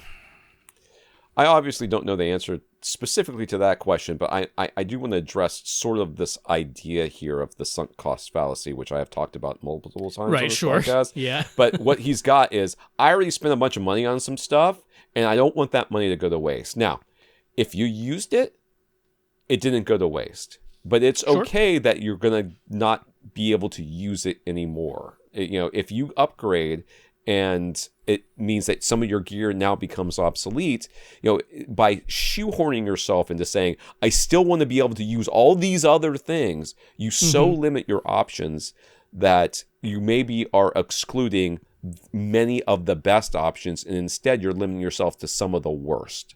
So I would highly recommend that you do not look at your 3D glasses solution and say, this is the limiting factor, because that is a fool's errand as far as I'm concerned. You need to stop worrying about money you already spent. Say, go to a restaurant and eat the food and say, that's it. I have to only eat this food from now on. I'm going to take this food home and eat a little bit at a time for the rest of my life, and that's it. I'm never eating because I spent so much money on this nice meal. I have to make it last forever. No, you eat it and then you enjoy it, and then that money is spent and used up. That's what's happened here as well. So don't kill yourself over this. And the one question I would ask you is, I understand you have a Blu-ray library that you've invested in. How much do you actually use it? Like, if you're not watching 3D movies like on the regular and you're kind of okay with watching them in 2D, then let's just forget that we have 3D movies and we're not going to really do them anymore. Yeah. So I'm a little bit hesitant. Like, I'm not against you going for the Optima UHZ45. I'm not gung-ho for it either. I'm not against it because, what you're describing, it is a pain when you're trying to connect two displays to one AV receiver, and one of them is 1080p only, and you get those. Yeah. It starts really limiting what works on your TV. And there are, annoying ways around it, like just manually only allowing one of the HDMI outputs on your X4800H to work at a time. But that does mean going into the menus each time and manually changing which HDMI output is functioning at that given moment and stuff. It's not the end of the world, but it's an inconvenience. And if you're thinking, maybe I'll get a new projector anyway, that's a reasonable thing. So The UHZ45, one thing with the Optima HD141X that you already have, that's a very bright projector. Very, very bright projector. You're not in a big room. I can't imagine. I mean, you're unable to be sitting terribly far away. So I imagine you've gotten used to a very bright image. And the UHZ45 would be a good choice there because it is also very, very bright. So you wouldn't be immediately noticing some much dimmer image or something like that. The reason I'm a little bit hesitant is because when you say, is there a reason this wouldn't be a nice upgrade? Well, it isn't really any better in black levels. It isn't really any better in contrast. It's like the 4K resolution thing is not really that big of a deal. Where you will notice a nice upgrade is it turns on and turns off a lot faster because it is the laser light engine. Sure. It's the convenience of, it is, compatible with 4K and HDR signals. HDR is noticeably different, but because the contrast, just the native contrast of the panels and that is not super duper high, you aren't really getting a true HDR impact. You'll get the brighter highlights because it's capable of being crazy bright, that model, but you don't get the really deep black levels along with it. It just doesn't really have that ability. So I don't want you going into it because this is 3 times the price of your 141X, and that is it used to be a lot more expensive than that. If it was at its regular $2,500 price, I'd be like, ugh. $1,500. I'm like, it's a good deal, but I don't want you to be really amped up expecting some massive black level and contrast improvement, because that isn't really in the cards here. Normally when I'm talking a $1,500 4K HDR compatible projector, I'm pointing to BenQ's HT3550. That's lamp-based. It has, out of that price class, the most accurate colors in both SDR and HDR. But you would notice that the HT3550 is way dimmer than what you've been used to with your 141X. Right. That would be immediate and very noticeable, and probably wouldn't make you happy, because most people aren't over the moon when they turn on their brand new projector and it's way dimmer than their old one. That's an immediate reaction. So I'm like, I think if you get the Optima UHD45, and it does have the 3D sync, the same port as your 141, so that's a moot point. You would be able to keep using the same 3D glasses setup that you have. I'm like, it does check all the boxes. It's a reasonable price. It's actually a pretty good deal for what it was originally priced at. It's $1,000 off now. You won't be giving up on the brightness. It'll be more compatible. I just don't want you to go in expecting that there's going to be a massive contrast black level increase, because that isn't really in the cards. If you're good with all that, I do think it's a solid choice for what you've got. Seems to me like the big problem here is that he doesn't really want to switch his projector because he wants to keep that 3D and everything else. What he really wants is not to have the problem with the whole having to unplug HDMI cables and everything else. And something like an HD Fury was going to cost a lot less money and could fix this that part of the problem without causing him to upgrade everything else. I mean, imagine he's looking at, okay, that UHD 45, it's 4K and HDR, and his old projector wasn't, and it is, it's got some of the little bit newer niceties. It's the laser light engine turns on and turns off faster. I'm like, okay, but you're absolutely right. If it's just a matter of compatibility, then certainly, getting an HD Fury is the much less expensive. Yeah, but not quite as flashy. Again, I think you can hear through Rob's solution to your problem that really you have so limited your options as to not really have a good one. You're only getting a marginal it's gain. not an over the moon one where I'm like, oh yeah, totally worth it, no question, right? But I mean, it costs more. There's no question about it. You're getting up to $2,500, $3,000 before we find a projector. You can get yourself a pretty big flat panel that can do all the gaming things, and you just lose 3D. So and it can be really bright and everything else. I don't think that I think you need to rethink how important 3D is to you, and specifically these glasses are to you. Joe asks us to talk him down. He's got a 130-inch projection screen with a JVC NX5 projector. It's time for a new lamp. So that's got him thinking maybe it's time for a whole new projector upgrade instead, with a max budget of about $8,000. That new JVC NP5 or potentially even the NZ7 on discount could be considered, but then you've seen some used NX9 units available, almost certainly trade-ins for the new models that can do 4K 120, and the NX9 was a former flagship. That's it was an $18,000 model with the larger lens and the highest spec contrast, and it was touted as the first 8K compatible model, even though that was just shifting its native 4K resolution panels twice per frame. Just shifting. People throw that out there like it's not, like they can tell the difference somehow. It's not actually all the 8K resolution. That would be, you'd have to shift it 4 times a frame. Yeah. Like the new ones do. Yeah. So what does he do here? Go for the top of the line 4K 60 model that with a used NX9, or go essentially identical black level and contrast performance to what he already has, but step up to 4K 120 with the NP5, or maybe do that with lasers with the NZ7, or does he save thousands and thousands of dollars and simply get a new lamp for his, you know what I'm going to say, NX5. You know what I'm going to say. You know what I'm going to say.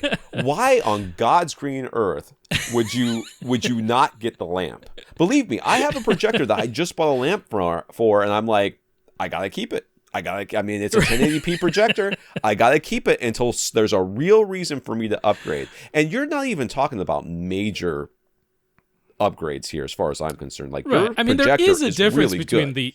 there is a difference between the NX5 and the NX9, but you are coming from an NX5, which is better than every other projector that isn't an NX5 or a higher end JVC. Right. So, I mean, it's pretty tough.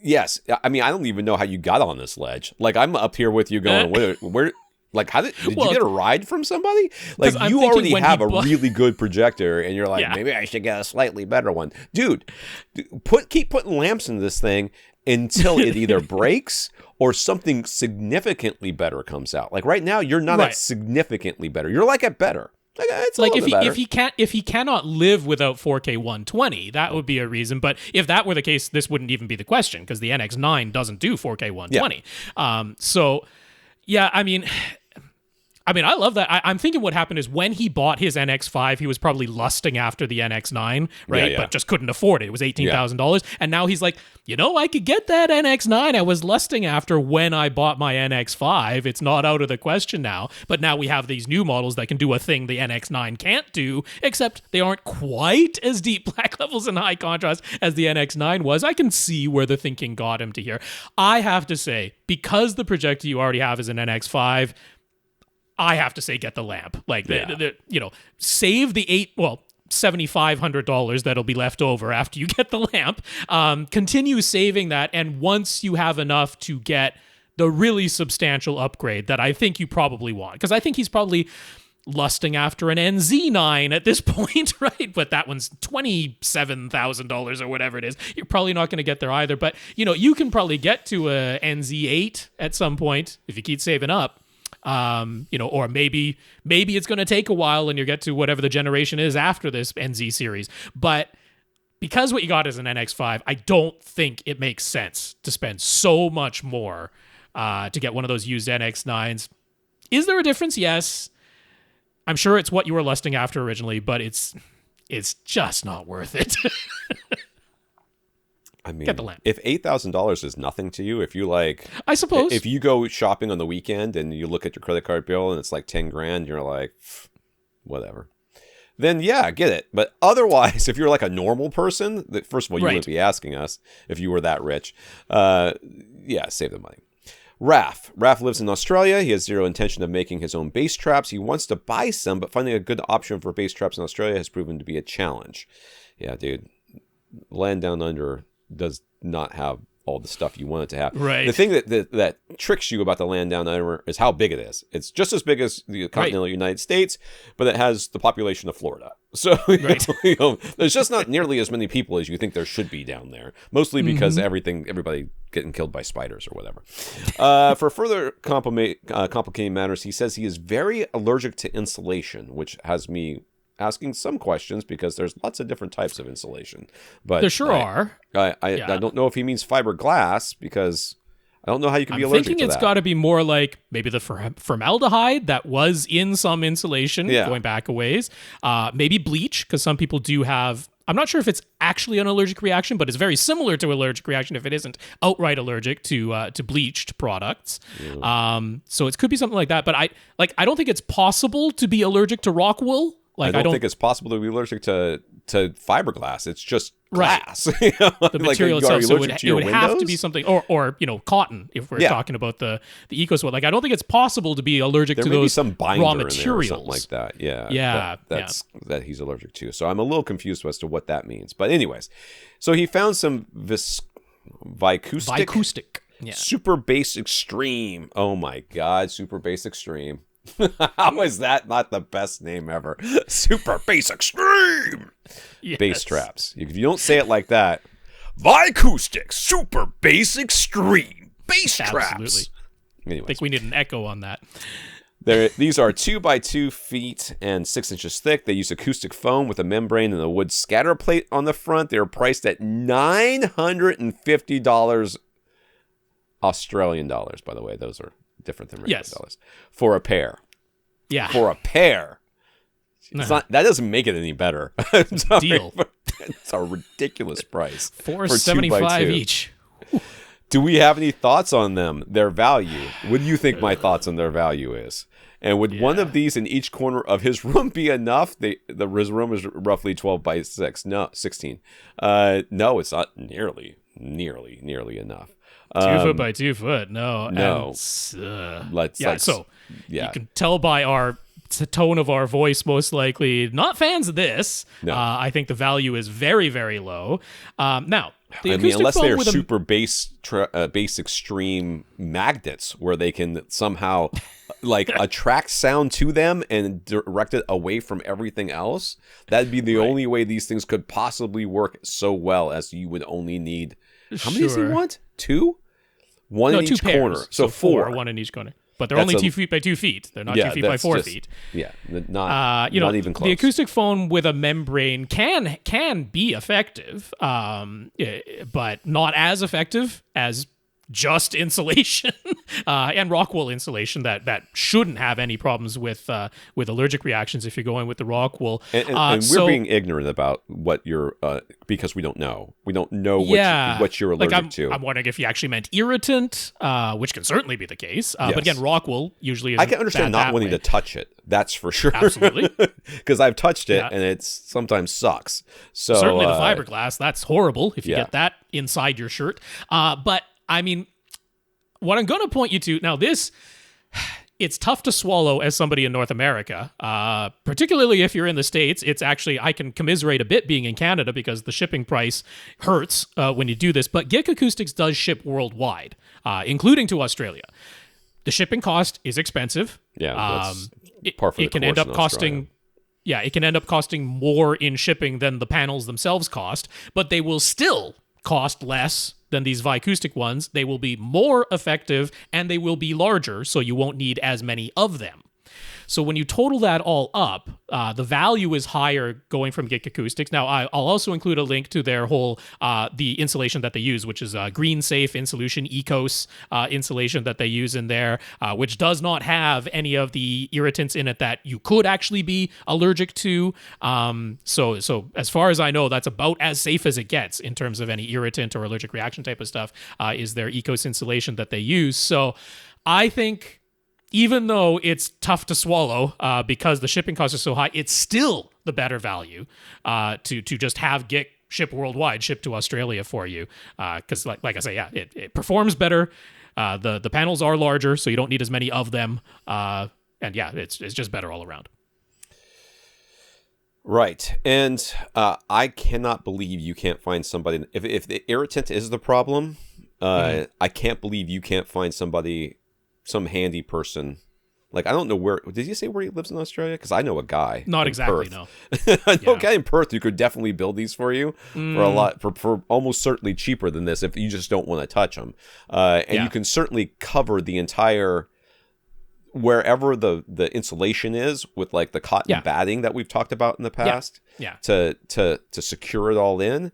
And I would be shocked that you couldn't find somebody to build these for you for less than $950 for 2 by 2 foot. If you look at the website, and that we'll probably link up in the show notes for these things, they are beveled at the edges, so they are meant to fit in corners, but they're ludicrously small for this amount of money. It's ludicrous. Eric asks, can we explain in more detail what it means to fully pressurize a room? Yeah, I might have written an article about it.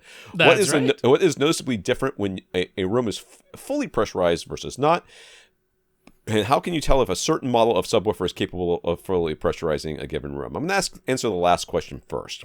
Okay. So the last question is, how do you know that a model is a subwoofer is capable of fully pressurizing a room?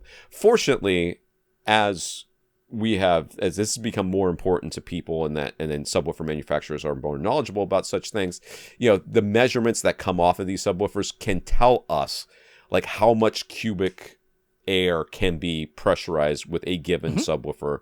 And you'll see this, good for small rooms, good for medium rooms, good for large rooms, good for, massive or whatever the bigger one is, extreme rooms. And these things are not always clearly defined, across websites or across manufacturers, but within manufacturers, they'll be able to tell you this is what we mean by that. Now, CEA has their own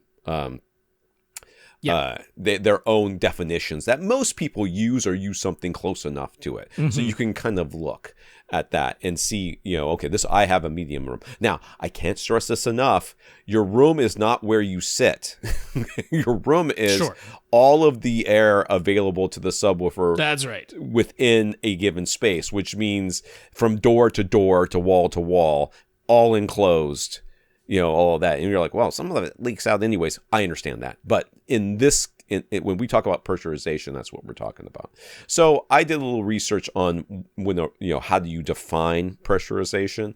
And the idea is that as you move around a room, or you move a subwoofer or a piece of gear, because when we talk about measuring like the volume of equipment, like we're talking about like industrial equipment, the area is pressurized when you move yourself or you move the gear, the volume level stays the same, relatively the same. So that might mean and you're like, well, room modes and blah blah blah. Yes, I know. Okay. That's why you have to kind of make some concessions here. A lot of times when they talk about pressurizing a space, we're talking about a warehouse.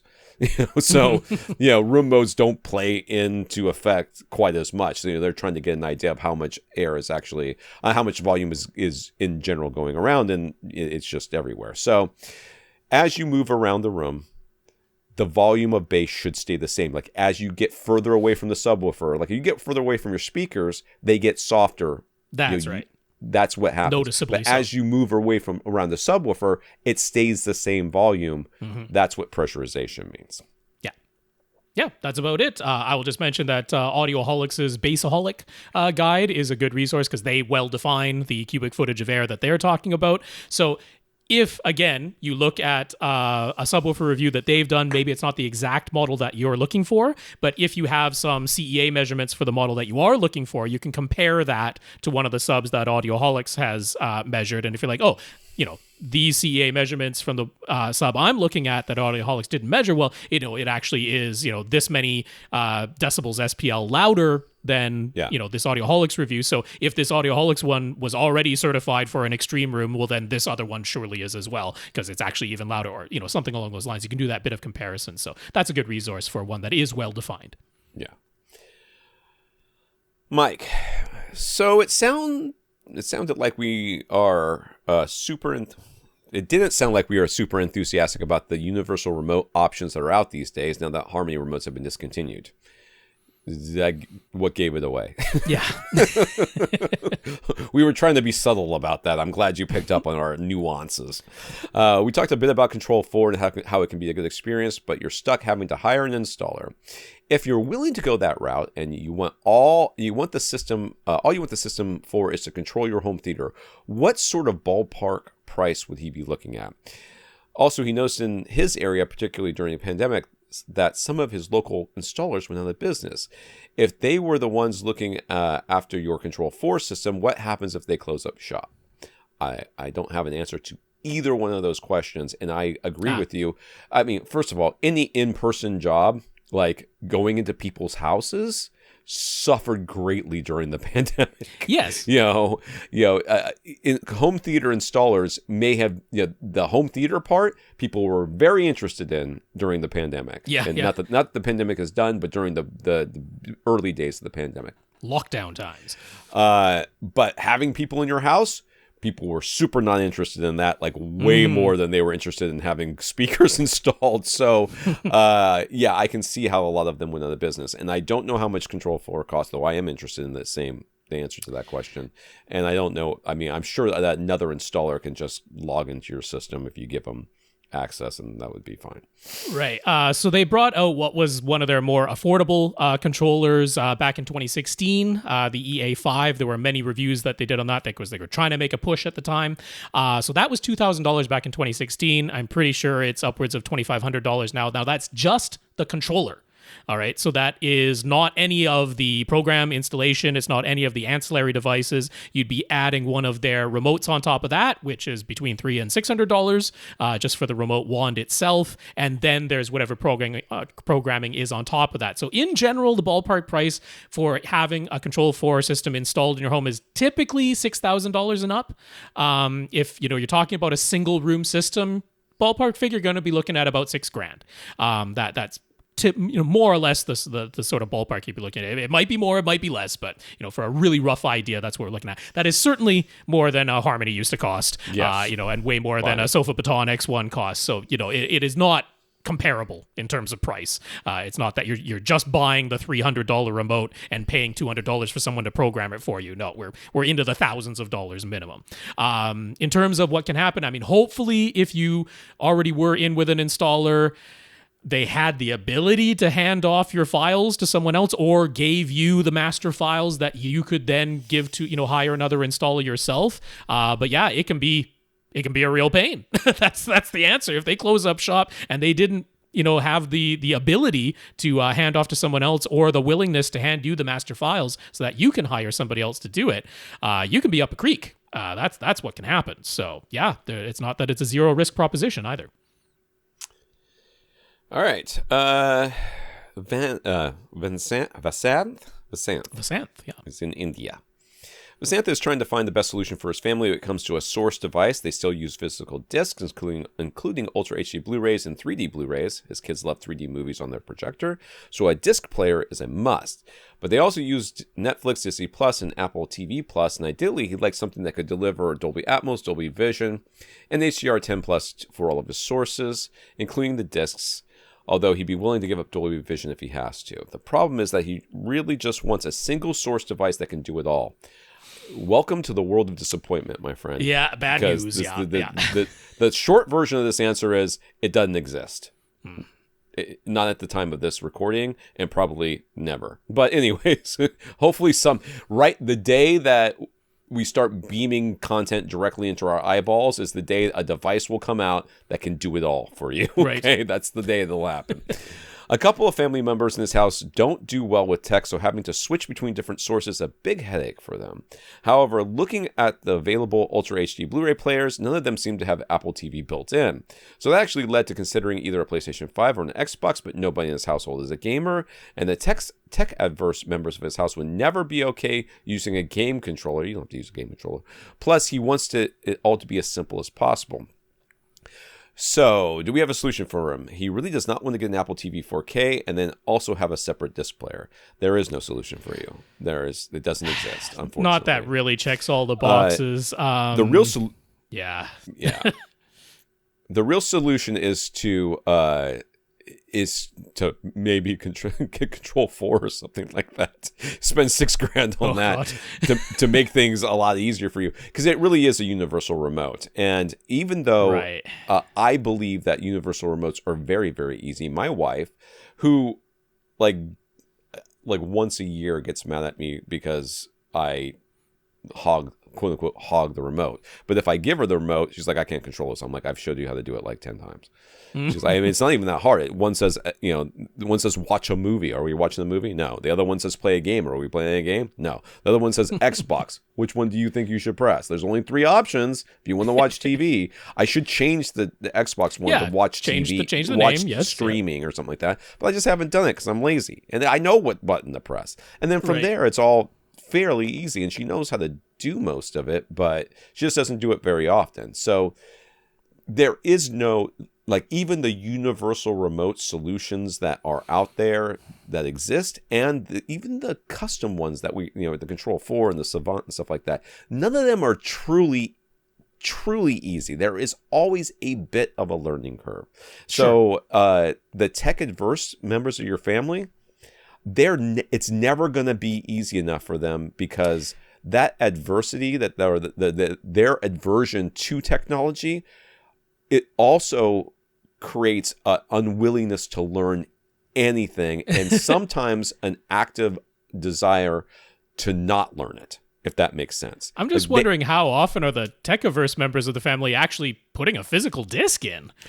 I honestly believe that if you're going to be so just antithetical to technology that you refuse to learn how to do it, then you don't deserve to have it, and therefore you can sit in your empty room and read a book and then complain about the TV not be too hard to watch. You want me to show you again? No, I don't want you to show me. Okay, then you just sit there and read your book and be dumb, because that's what you are. I'm sorry. I'm sorry. I take that back. Not dumb, willfully ignorant. That's what I'll call it. So, I mean, in terms of actually, on a technical level, supporting all the things you want to do, an Xbox Series S, maybe, I think would actually be the closest to technically supporting all the things you do, but I would never suggest an Xbox for tech-averse people, because the number of glitches and problems you run into with any of the streaming services is it's ridiculous. So I could never do that. PlayStation 5, they do have a nice remote that is available for the PlayStation 5 if you don't want to use the controller. So there is a remote available. But then on the streaming side of things, it doesn't support Atmos for several services, and it doesn't support Dolby Vision at all whatsoever for anything. Yeah.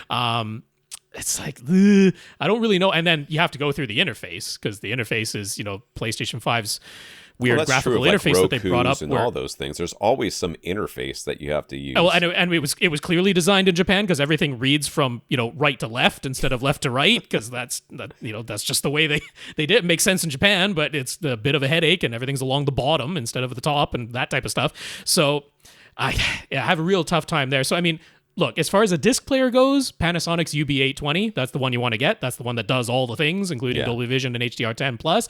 But on the streaming side of thing, it's got nothing. It's got Netflix and Amazon Prime and YouTube. That's it. That's all it's got. Every disc player I've ever used for streaming has always been a nightmare. It's just always been a nightmare. I can say, there's basically one good choice for your Ultra HD Blu-ray player that also does 3D and also does all the HDR things properly. That is Panasonic's UB820. And then I just have to, you have to have a different streaming solution. I mean, maybe you upgrade all the TVs and use the built-in TV apps so that you have one external source and you can use CEC, and that's the way that you come at this. But there is no single box solution I can point you to that I think will actually do what you want. So I think he was hoping he just overlooked something, but you didn't.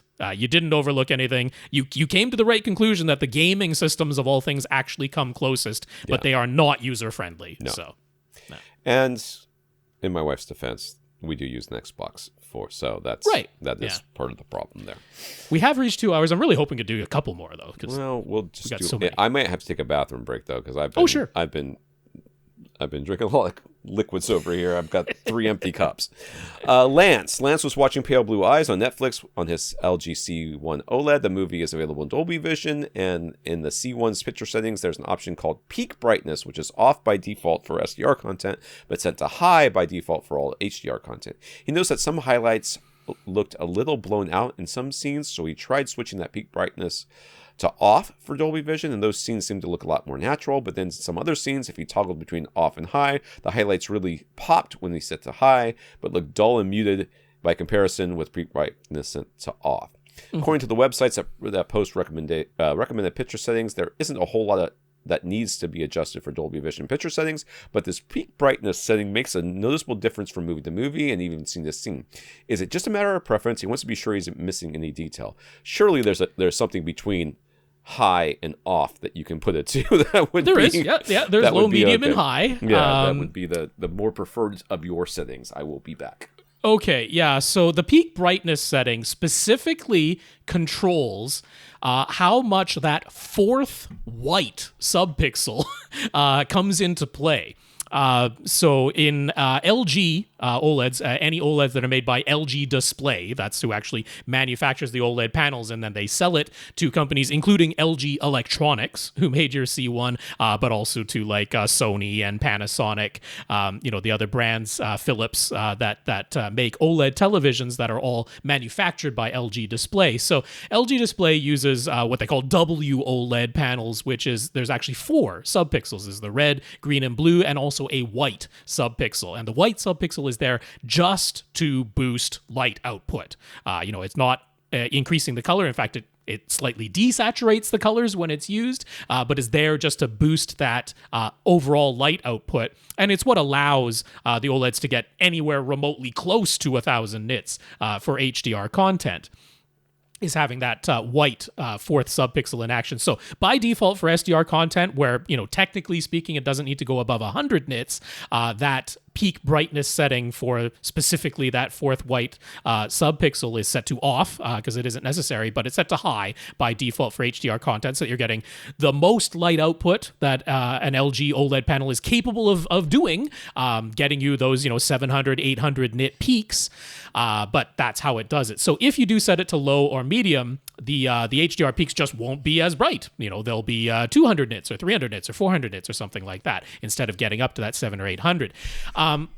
One of the things that you're seeing is that quite a bit of the content on Netflix is using like Dolby Pulsar.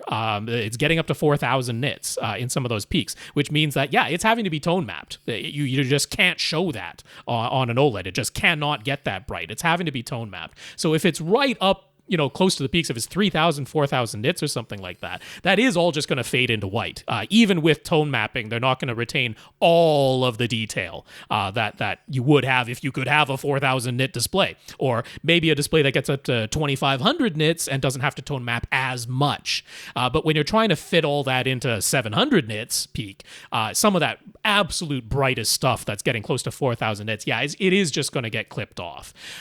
So when you're saying, I want to be sure I'm not missing any detail whatsoever, well, you kind of just got to accept that the brightest of the bright stuff, the stuff that was done on a Dolby Pulsar at 4,000 nits, on an OLED, you are going to lose some of that. There's a curve in that tone curve, and right at the tip top of it, it's a flat line. It got clipped off when it's that bright. So I wouldn't really recommend in HDR setting the peak brightness setting to off or even low or medium, because now you aren't even getting to 700 nits.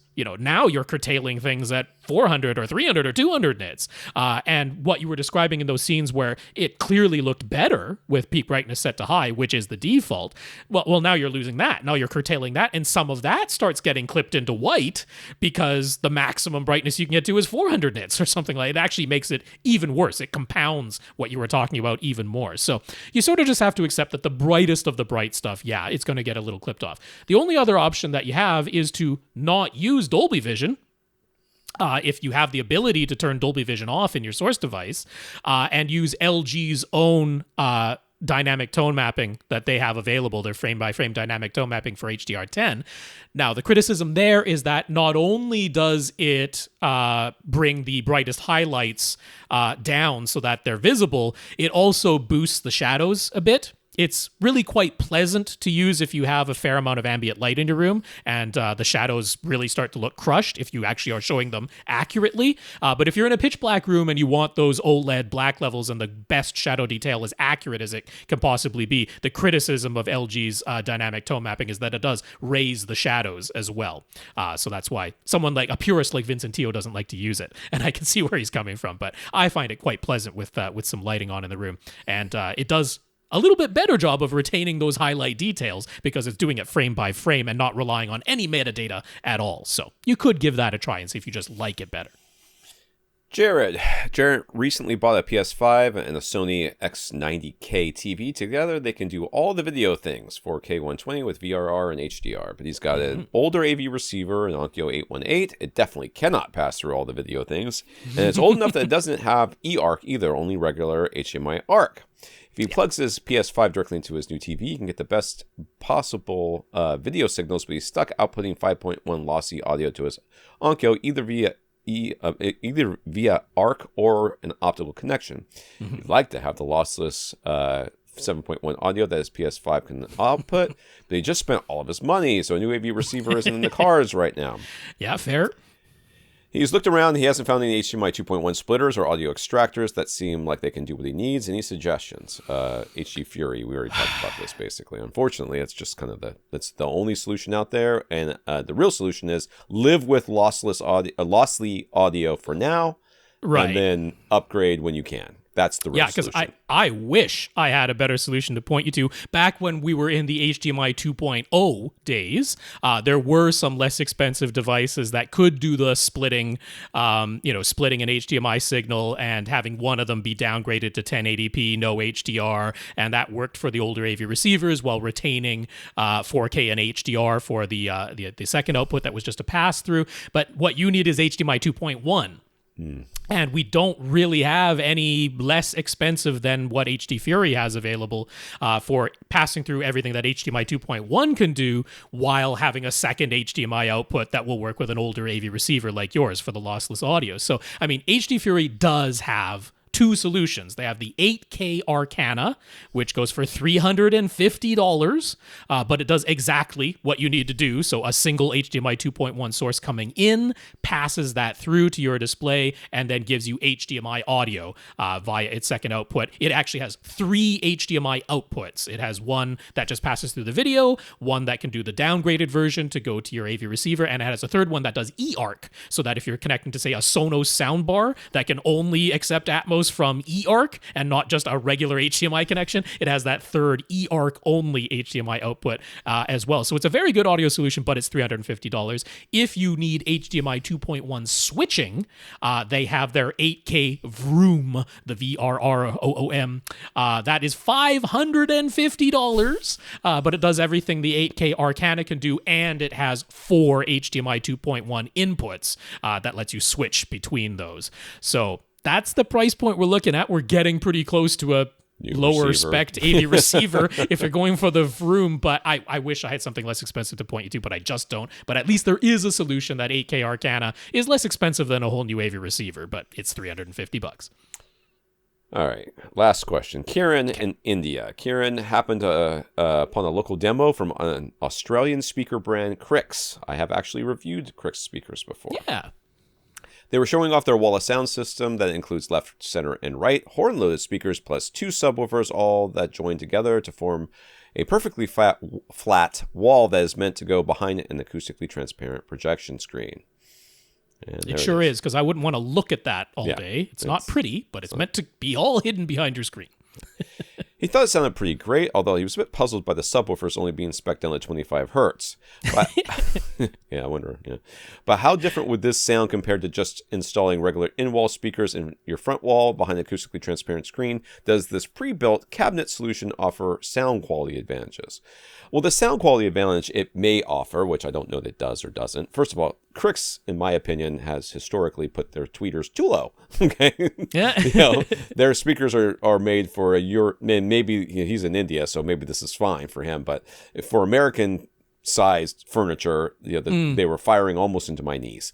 So I would be concerned about that. Number one, but their speakers sounded okay as long as I sat on the ground, which was a stupid review I had to do.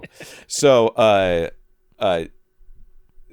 is there a benefit here? And the benefit to this cabinet style solution is you control completely how much air is behind these woofers and tweeters, so that you're not worried about somebody installing them improperly or not leaving enough air. You can control all that just like a normal speaker. It also makes it a little bit easier for installers and people that you're not having to install it in wall. You're installing it on wall. Or, I mean, I guess you could sink it into the wall, but you don't have to. And that's sort of kind of the benefit here.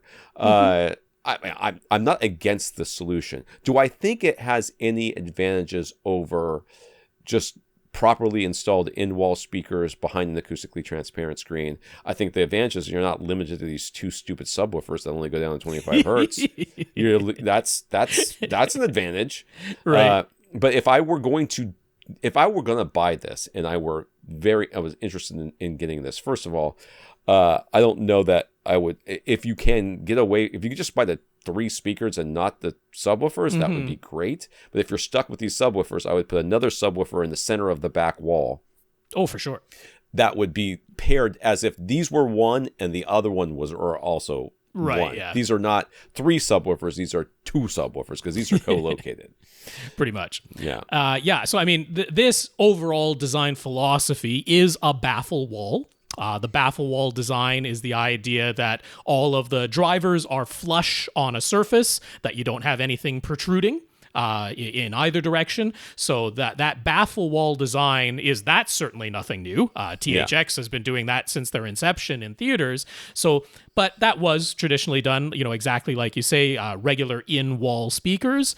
You would construct the cavity that you were going to install all of those in. You would construct the surface of that baffle wall, and usually that would be treated. The THX ones were acoustic foam that they used. You can use better materials today, but the front baffle would all be treated, and then you would have all of the drivers installed into that baffle wall construction so that they're all flush. Everything is flush. It all comes out perfectly flat. So this is essentially a pre-built baffle wall. Yeah. That's what we're looking at here. The surface is, integral. It's already part of the speaker cabinets that you're buying. And exactly like Tom said, that means that, they have determined what the cabinet volume will be behind all of these drivers. You're not relying on your installer to look up the correct specs and build the correct wall for you. So I think this simplifies construction in some way. It simplifies some of the design. If this is a sort of a turnkey solution, you could either have an existing room and you just put a false fascia in front of this, not even a true false wall, right? We're talking about a false fascia that goes in front of this, or like Tom said, you could build this whole structure into the wall, but now you're not having to come up with the internal volume and the construction, all that on your own. So I have no beef with this. I think it's a perfectly reasonable product for them to offer installers. Like I say, it's a bit more of a turnkey solution, a little bit less work that they have to do. I'm sure they charge a premium for having all of this pre-built like that. But I think, the advantages are that it probably simplifies the installation a bit. It simplifies some of the planning. Maybe your installer gives you I don't think they'd give you any discount. I think they would. They're not going to admit that it took them a little bit less time to plan this thing out. They're still going to charge have a litany of reasons of why it's more difficult. That's right. But yeah, I think the advantage is simply that you're not reliant on trusting your installer to figure out the correct air volumes behind all of this stuff. The manufacturer has taken care of that with these pre-built things. The downside is that the dimensions of this thing are set. Right? Yeah. If you happen to have a room construction where you want the dimensions of your baffle wall to be different, well, that's exactly what a custom installer is there to do. You can take whatever choice of in-wall speakers that you prefer and have them make exactly the custom front baffle wall that works for your room. This one obviously has preset dimensions. I don't know how much Krix is willing to customize. They probably are in a product like this, willing to customize, but I would imagine there's some restrictions just in terms of what they're able to construct and ship, that it wouldn't have the completely full customization that an installer could do on site. So I think those are the advantages and disadvantages. All right, who do we have left, Rob? Yes, on the list are Travis, Karl. Oh, you're going to love Karl's question. Michael and Dan. I think that's everybody. Yep, that's it. That's who's on the list. We want to thank our listeners of the week. We want to thank Max for going to avrant.com and clicking on the Buy Us a Cup of Coffee link, as well as our 141 patrons over at patreon.com/avrantpodcast, including Eric. So thank you to all of you. Yes, thank you, Max, for the PayPal donation, and patreon.com/avrantpodcast is where you can go to sign up for an automatic monthly donation. You can do that through PayPal now, too, but hey, Patreon is the way that a lot of people like to do it. So 141 patrons, thank you all so much. Eric, thank you for being one of them. Also want to thank Stan for sending me a movie code that I was not able to use, and I also suggest that none of the rest of you send me movie codes that I Don't do that. Read the terms and conditions. Play by the rules. Thank you, Stan. Thank you, Stan. We also got notes of gratitude for keeping the podcast going from Max, Stan, Abhue, Jorge, Joe, Raph, Eric, Travis, John, Paul, and Dan. Thank you for thanking us. Yeah, I'll say the names one more time. Max, Stan, Abhue, Jorge, Joe, Raph, Eric, Travis, John, Paul, and Dan. Thank you all very much for the notes of gratitude. The notes of encouragement are definitely appreciated. If anybody else watches Fall and you do burst out laughing, because people were asking, like, what were you even laughing at? So, yeah, I'm feeling a bit bad I don't want to give anything away, but I will just say, did somebody fall? I would assume that somebody fell at some point. That's what you laughed. I wasn't laughing at that. I will say it involves, very close to the end of the movie, an article of clothing. That's all I'll mention, and that just made me burst out laughing. So, there we go. All right. If you want to get your question answered, all you have to do is ask. You ask by emailing us at question@avrant.com. For AVRant, I'm Tom Mantry. And I'm Rob H. Now stay in and listen to something.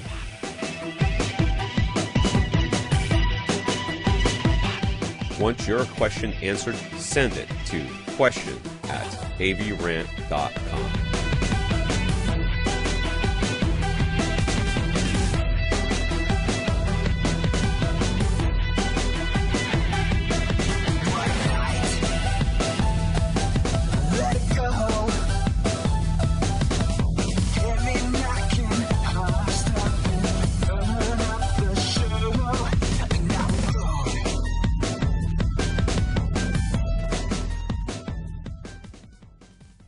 This is AVRant. Now go out and listen to something.